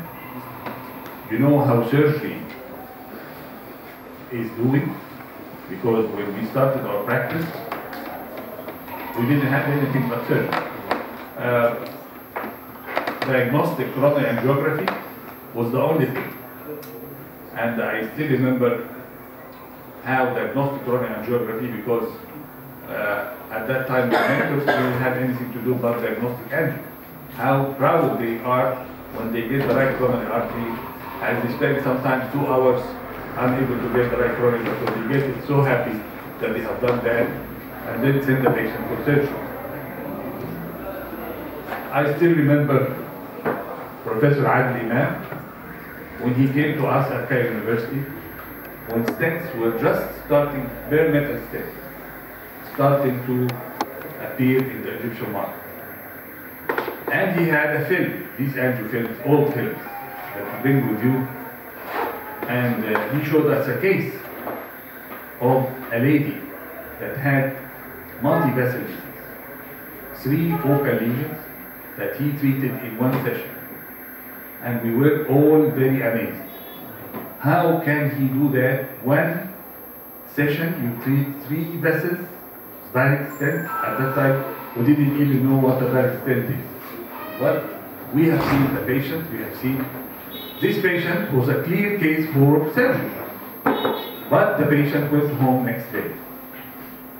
And this was a new era for all of us. You cannot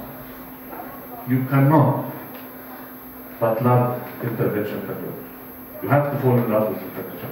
Everybody wanted to do intervention cardiology. Wanted to see what this is, wire, balloon, and you do whatever. Spend all night waiting for a spot to jump in the cath lab to do intervention cardiology. It makes a huge difference. When you do diagnostic angio and tell the patient you need to go for surgery, and when you are responsible for everything. And I still remember that at the beginning of our practice, cardiac surgeons used to wait for emergency standby. They have to take some money because they are standing by for us. And as time went on, I'm saying these stories for our younger generation, because many of us have already been through this. I remember our colleagues, cardiac surgeons, at the beginning, they were really doing some emergency surgery, and you cannot do intervention if you don't have emergency backup, surgical backup. But as time went on, it turned out that we don't need them anymore. We don't have to be backup. Actually, when there is an emergency in cardiology, you don't need to have surgery. You do it by intervention. The best benefit of intervention is in acute coronary syndrome patients. This is where you get money for your work. This is the best survival, best benefit. When you do intervention in stable patients, we have seen so many results. You don't make a huge difference, mainly quality of life. Why I'm saying this at the beginning of my presentation? Because in intervention, we have 2 problems. You can teach anybody intervention and stop at 2 points. CTO and bifurcation. If everything was direct stent, the nurse will do the intervention. Anybody will do that. You don't need any expertise or something, just do the direct stent. We have seen give them bad impressions. No, this is a good You know, there is nothing simple about intervention. If anybody has some wisdom, he will know intervention is never simple, it is never easy, it will never put your gas down. The minute that you put your gas down, the minute that you will fail. And the patient can be lost in a second. It only takes a small air embolus and the story will end. I am saying this because I attend so many meetings of intervention. And we are dragged in so much in the technique. What type of wire, what type of stent, what did you do, this. And we don't discuss science, but we discuss techniques and stuff that doesn't do anything serving the science. Intervention has so much science, and science is based on practice. Professor Muhammad showed us a case that was coming in pulmonary edema. He did what he felt is right. He gave us the impression that he will do everything by the book. But at the end, he didn't do anything from the book. He did what he felt is right. You cannot play soccer by the book. Messi has, if you give him all books, he will not be Messi. Because he's Messi because you have so many talents that make him Messi.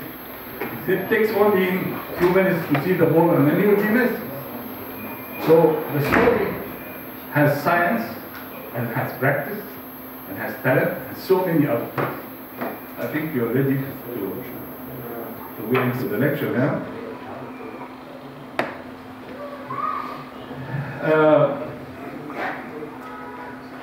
Professor Ahmed asked me to discuss single stenting for a bifurcation versus two stenting. And it is simple and straightforward. The practice, the science, is served by single stenting. What we call provisional. انت جدع اللي هو اللي نايم في واحد نايم في النص ورا.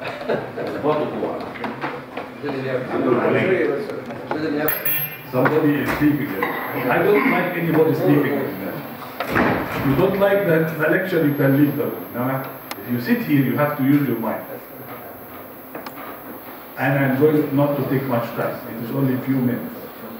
And I'm coming here mainly for you, for my colleagues who are sitting in the 3 or 4 rows.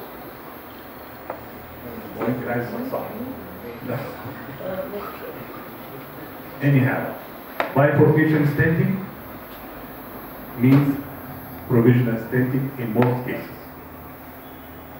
This is the science. Provisional side branch stenting strategy is currently considered the standard approach for treatment of the vast majority of bifurcation lesions. Provisional side branch stenting is the treatment philosophy rather than a technique. The provisional side branch stenting strategy, main branch stenting first, followed by pot, and only finished with side branch stenting if needed. Provisional side branch stenting is recommended for most bifurcation lesions. This is one of the most important slides in this presentation. If you go bifurcation stenting, you have to take provisional. And this explains this very clearly. Why are both distal main branch and side branch, stent main branch, signed to the proximal or the distal? Signed to the distal. You have to make sure if the distal is 2.5 or 2.75 and the proximal is 3.5, use 2.75 stent. And then you do pot to the proximal part. If the side branch outcome is unacceptable, rewire side branch targeting distal start. Kissing balloon inflation, 2 short non-supplying balloons, final pot. If side branch outcome is unacceptable, side branch stenting, then kissing balloon inflation, then final pot. This is in one slide what you do with provisional stenting. I'm not going to spend much time with this. Long-term clinical outcomes are determined by the status of the main branch after bifurcation state. Ensuring optimal results in the main branch should be given priority over optimizing the appearance of the side branch if there is a need for choice between the two. Pre-dilatation, I think, also is a clear subject. You have always to use pre-dilatation. However, pre-dilatation of side branch is controversial. Conflicting data about the rate to improve side branch patency, posterior dissection increases the risk of recrossing into false lumen after main branch stage. Increased likelihood of crossing into a proximal rather than a distal strut, while distal strut crossing has the benefit of treating 2 vessels by one stent. Pot, I think you have heard a lot about pot. Not going to go time that. Jail wire technique, we can discuss this in details. However, it appears from a very recent paper from the European community that jail wire is not as bad as we used to think of it. It keeps side branch open in case of occlusion. Only marker of side branch facilitate the access to the side branch by changing the angle of bifurcation. And when you have the wire, it will help you to cross into the side branch rather than you say, I will recross later. Having the side branch in makes the angle better. Anchoring modality. Very important.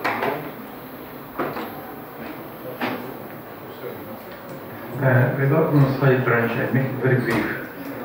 Would you educate the audience what kind of wire would you use to jail, and what's your experience if you use ejected volume of wire behind the stent and you pull it?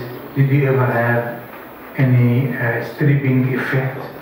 And did you have any complication? And what kind of wire would you recommend to use in the side branch? We used to use the wire like the beam that wires that are not coated for the side branch. However, sometimes this is not a choice, but it is the wire from the menu. You don't do, the menu doesn't have except this wire. When you ask for other wires, this is the wire that you get. So it is not a catastrophe that you use coated wires, but you have to be careful. I used to support your view, but only 3 days ago I learned something new which I'd like to share with you and with the audience. Professor Memes in the conference Sharm el-Sheikh, and you were there. Yes, he said there is a new paper which has written down that ejected polymer wire, if you strip it behind the stent, it does leave traces, and this is an invitation for thrombosis. So I just want. But this was not supported by any data, outcome data to support this. So it is, I would always like to see both outcome data and science as well together. Yeah, he was talking about a paper studied 120 cases, so I haven't seen it. I haven't seen it. He didn't show us any outcome data. Yes. Thank you. In extreme situations, a rescue bailout to pass a low profile balloon and dilate the side. When the jail wire is there and you cannot access the side branch, sometimes you can use a very low profile to crush the side branch stick and get access to the side branch.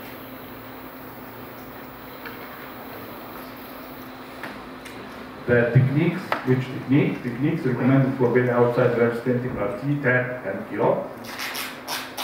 Branches, diameter, angle, anatomy greatly impact the technique selection. As a general rule, for proximal start crossing, we do T-stenting. For distal start crossing, we do TAP or KIROP. And this diagram illustrates this. I'm not going to take much time. I'm going to show a quick case to demonstrate the concept of provisional stenting. This is a patient with LAD disease, which looks like one in the LAD proximal part, and one in the distal, and 0 at the diagonal.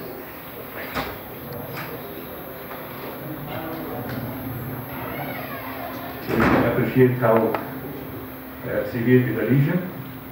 And here we stented with the biometric stent sizing to the distal, as we have discussed in the presentation.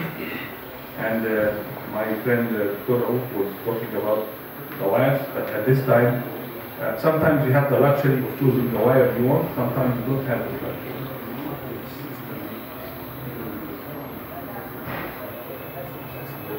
So deploying the stent and then evaluating how it looks like. I think it looks good and everybody can appreciate as a side branch provision stent looks good. However, if the patient is having chest pain after deployment of the stent, you can do further optimization of your technique.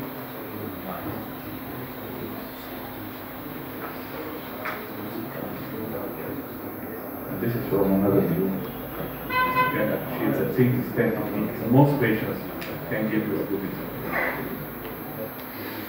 Two stents PCI, I think other colleagues have already discussed this.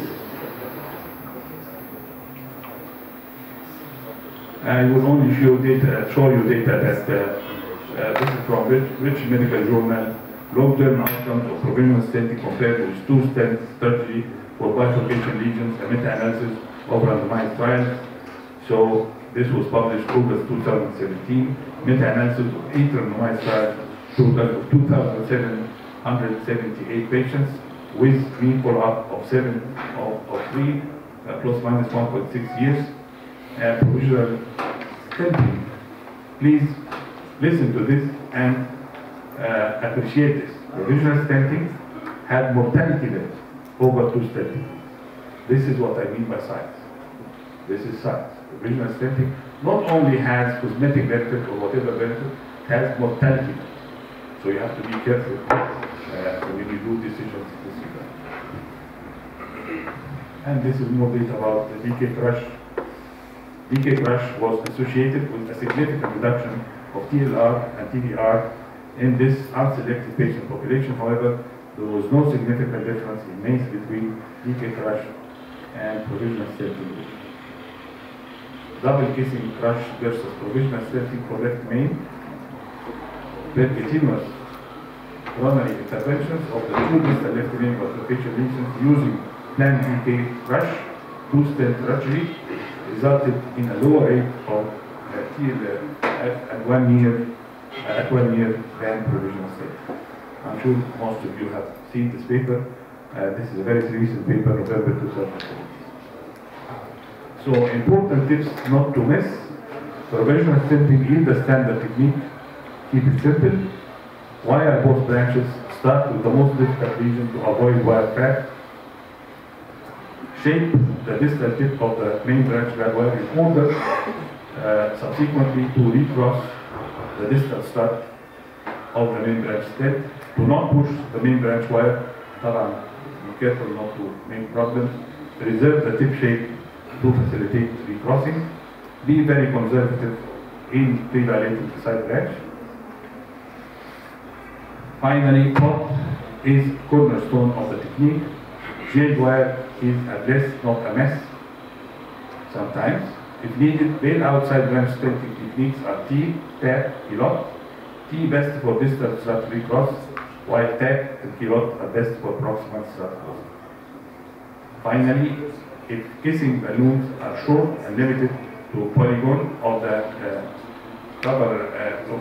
coverage, you may need not to pot after kissing them. Thank you very much.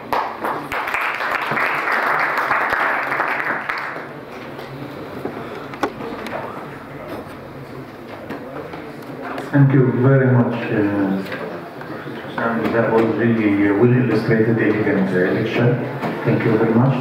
So for second time, I want to make the next and final presentation. Professor Ahmed Fathy is going to give us a presentation, DK crush for bifurcation lesion.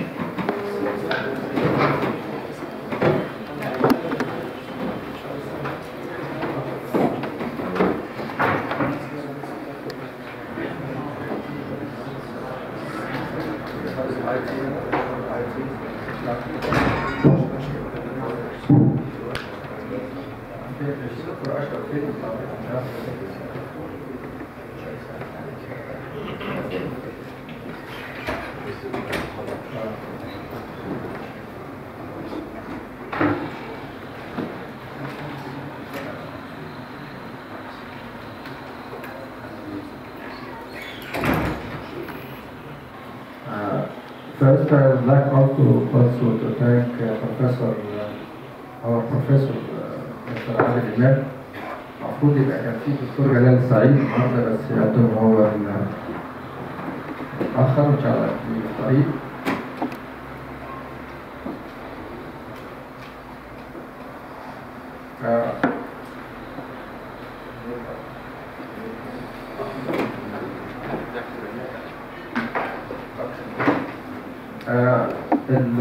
my presentation هتبقى بالظبط تكنيك بالكيس برزنتيشن.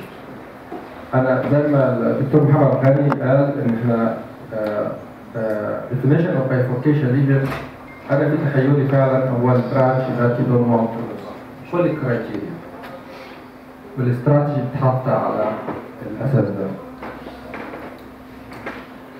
هم actually two cases والاثنين اتعملوا في مستشفى شرم الشيخ. واحدة اتعملت من شهرين وكان فيمورال ابروتش، والثانية اتعملت في مؤتمر شرم الشيخ الأخير وكانت ريديال ابروتش. The first case is 51-year-old male smoker, diabetic, hypertensive, dyslipidemic. 2 weeks before electrical angio, admitted from Tor Hospital. The Tor is far from near to the Sharm el-Sheikh Hospital, was diagnosed as acute STEMI and received therapeutic therapy. Patient is started full antischemic medication, and then he came back for elective angio and with post-myocardial infarction class 2 to 3. ECG with last invertity in 1 and ABL, righteous leads, Q and lead V1 and V3, ejection fraction 45, wall motion abnormality in the form of anteroseptal lateral apical hypokinesia. This is the diagnostic angio. You can appreciate a true bifurcation lesion, LED diagonal, and sizable diagonal. This is the right one. So the strategy, as I'm not going to details because of time, but we start, since the diagonal is big artery, we plan for two-stent technique. And regarding the data, data from DK crush is coming with good outcomes in comparison with any two-stent technique. For teaching purposes, I would like to demonstrate how can we do DK crush. First step, you have to wire the two branches, the main artery and side branch, and then balloon of the side branch, which is not the routine in case of professional side branch stenting. In professional side branch stenting, we try to avoid ballooning of the side branch. Here we start with the balloon of the side branch, and then fixing stent in the side branch with parking balloon in the main branch, and then crushing the side branch with the balloon in the main branch. After removal, this is the classic. Some expert invasive intervention cardiologists prefer to keep the side branch wired, but the classic is to pull back the side branch wire after, and then crushing the side branch stent, and then fixing the side branch stent. Sorry, before fixing the side branch stent, we do wire exchange and first case. The value of first case is to optimize the distorted side branch stem and leave only one layer of metal strap at the ostial side branch, which probably facilitates the second casing after stenting the main branch. Then, as I said, stenting of the main branch is pulling back the wire from the side branch after first rewiring, and then after stenting the main branch, we can do put for the proximal part of the main branch stent. That's we have to leave some space for put before the carina.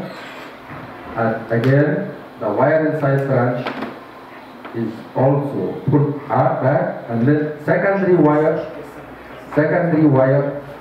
and second case.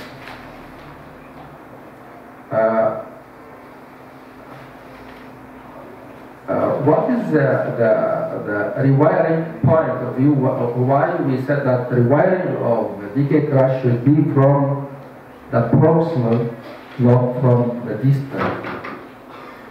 For the tap technique and T crush should be from the distal, but for DK crush it should be from the proximal strap, which is difficult even to know, even with double mag, but it is one of the recommendations. Why? Because if you make it from the distal, the wire in the main artery coming may be between the stratum stent in the side branch and the wall of side branch, and this makes some problem. And then I said second case and final pot. Final pot here is to make the stent proximal arena more cylindrical. If you are doing kissing, it makes it more elliptical, but the final pot makes it more cylindrical. This is the case we have waiting or wiring of both branches. And then, because the patient has an acute, has a post-MI angina, concerns the culprit, we find a tough lesion in the LAD. We started with the LAD balloon, and then casing. At this point, patient has severe chest pain when you inflate the diagonal branch balloon. That's why I asked you to make it sometimes. The presence of chest pain during inflation of the territory may indicate a good branch giving a good ischemic area. Patient will chest pain, and this is denoting that you don't know from where this which side is going to stimulate. The name is LAD because during inflation of LAD there is not any chest pain. During side branch, the patient develops severe chest pain. That's why I say that it is a side branch which you don't want to lose. Then stenting the side branch and getting the balloon just parking in the main artery and parking without the inflation, just inflated. Give many views to be sure that there is some protrusion on the side branch and main lumen, one or two struts. This side branch inflation while the balloon is parking in the main branch.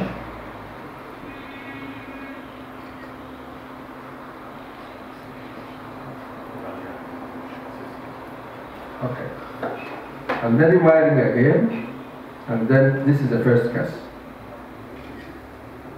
After first case, you see the diagonal tear, the subspasm distal in the LAD, and then, as I said, we remove pull back the wires and balloon and do stenting of the main branch. And this is the first pot. This to facilitate the entry.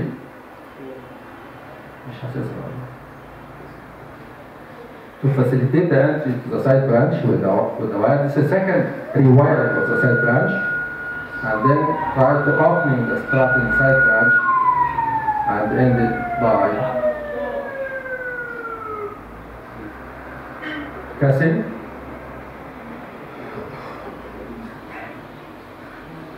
This final report, second report. You have to leave some space, as the report said, to give you a chance to apply non-compliant balloon short to cover the area before. It's not an idle report because you have to have the distal end of the balloon just at the level of the carina. It's because the balloon was bigger, it was longer than the area we left. Sorry. And this is the final result. This is the first case DK crash done femoral in Sharm el-Sheikh Hospital. The second case we did it last meeting in Sharm el-Sheikh regional course, and it was live case. 43-year-old male, anterior stenosis, post-diabetic therapy, angina class 3, dyslipidemic, negative diabetes, negative hypertension, ex-smoker. ECG, QMV3, tubal inversion lateral leads, echo, again, ejection fraction 45, anterolateral hypokinesia and stent post-troponin. This is the case. This was live last week. Right is okay. This patient has a critical, very proximal lesion, short left knee with LAD, and long lesion in LAD, including very sizable diagonal branch.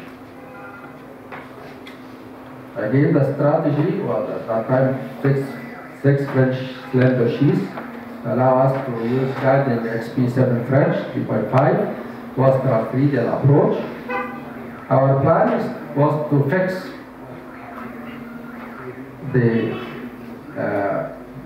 the lesion, the proximal LAD. Actually, when we try to engage the left main, the patient has hemodynamic disturbance and chest pain, and there was some difficulty to engage a good guiding with a good support in this short left main.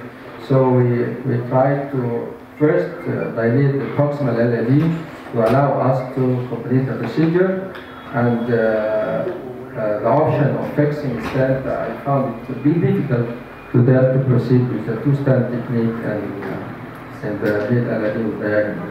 So our plan was just to open the way to facilitate the entry to the main lesion, the mid LAD lesion of the diagonal. Again, for the prime side branch balloon, and then stent in the side branch with some protrusion, and the branch in the main artery just deflated and just parked in the main artery, and after that we remove the wire and the crush with the main artery balloon. This is the view after. And then the wiring again, there is some spasm distal to the diagonal branch, and and then we proceed to casing. This is the first casing.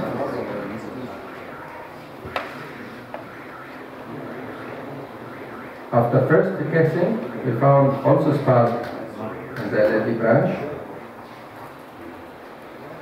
So next step. Again, we remove the wire, we pull back the wire and balloon from the side branch stent. And then secondary pot.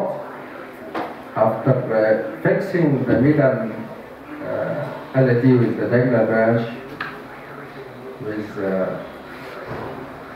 this casing and the pot, we went to the proximal LAD stent. There is some debate about whether to cover the short left main or not, but actually there is some area you can park in the LAD, and we could fix 3.5 at the master stent in the proximal LAD overlapping with the mid LAD stent on the bifurcation. So in conclusion, stratification of a given bifurcation lesion is recommended before decision making. The available clinical data support the advantage of DK crush over other stenting technique for more complex coronary bifurcation.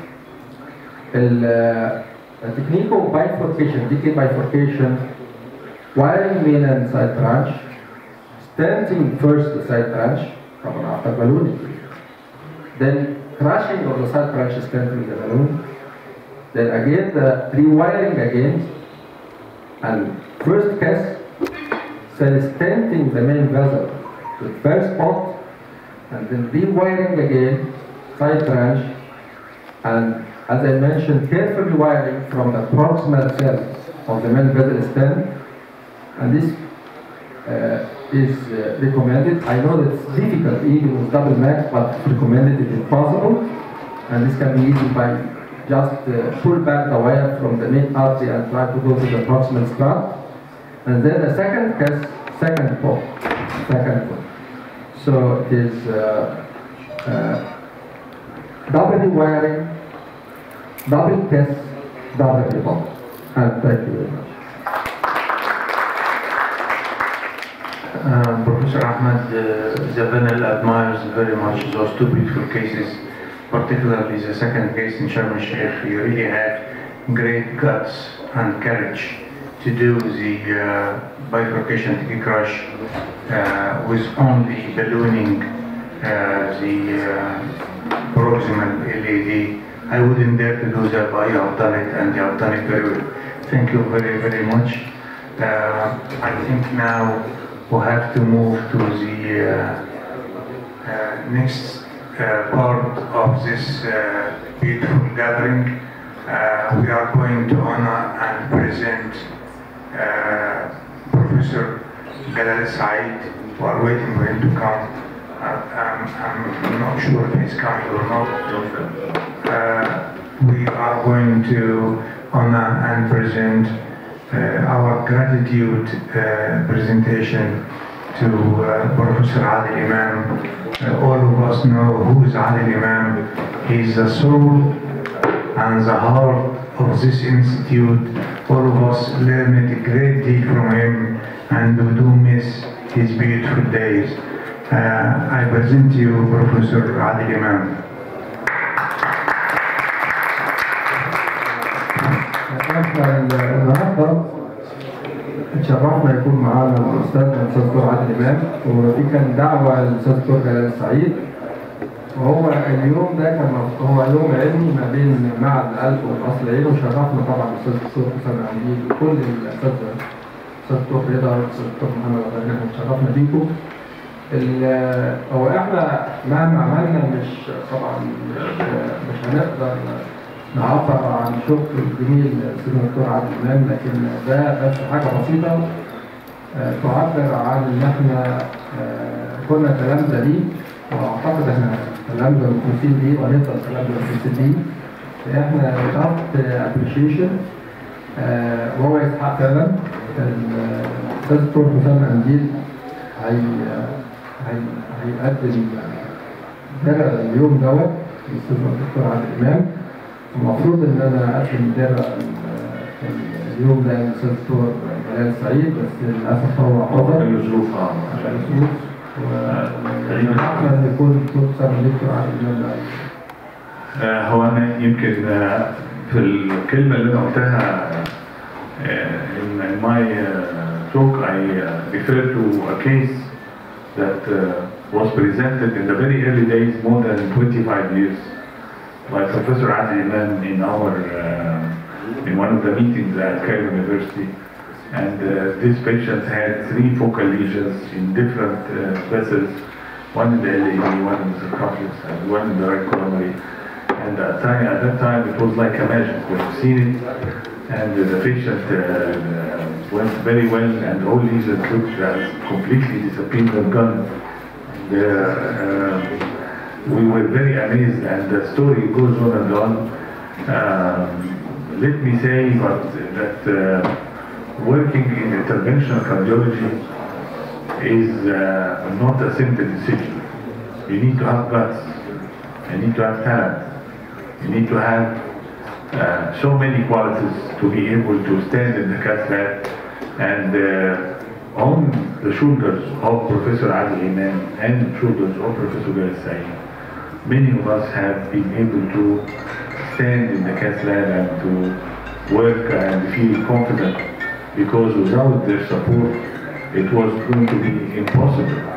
And not only that generations in Cairo University and Cardiac Institute have this feeling, but so many centers in Egypt, not to mention Zaazih, Mansoura, Tanta, all the centers that did not have cath labs, they referred to them and they had their support on which catheter to buy, what techniques, what things to do, not only in coronary interventions, balloon mitral, and so many others in other congenital heart disease. Words can never be enough to describe our gratitude and love for the 2 great personalities. And I'm deeply honored to be here today and showing our great mentor and Professor Adil Imam that we all love him, we all care for him, and we will continue to do that. And we all will thank him for his help. Thank you.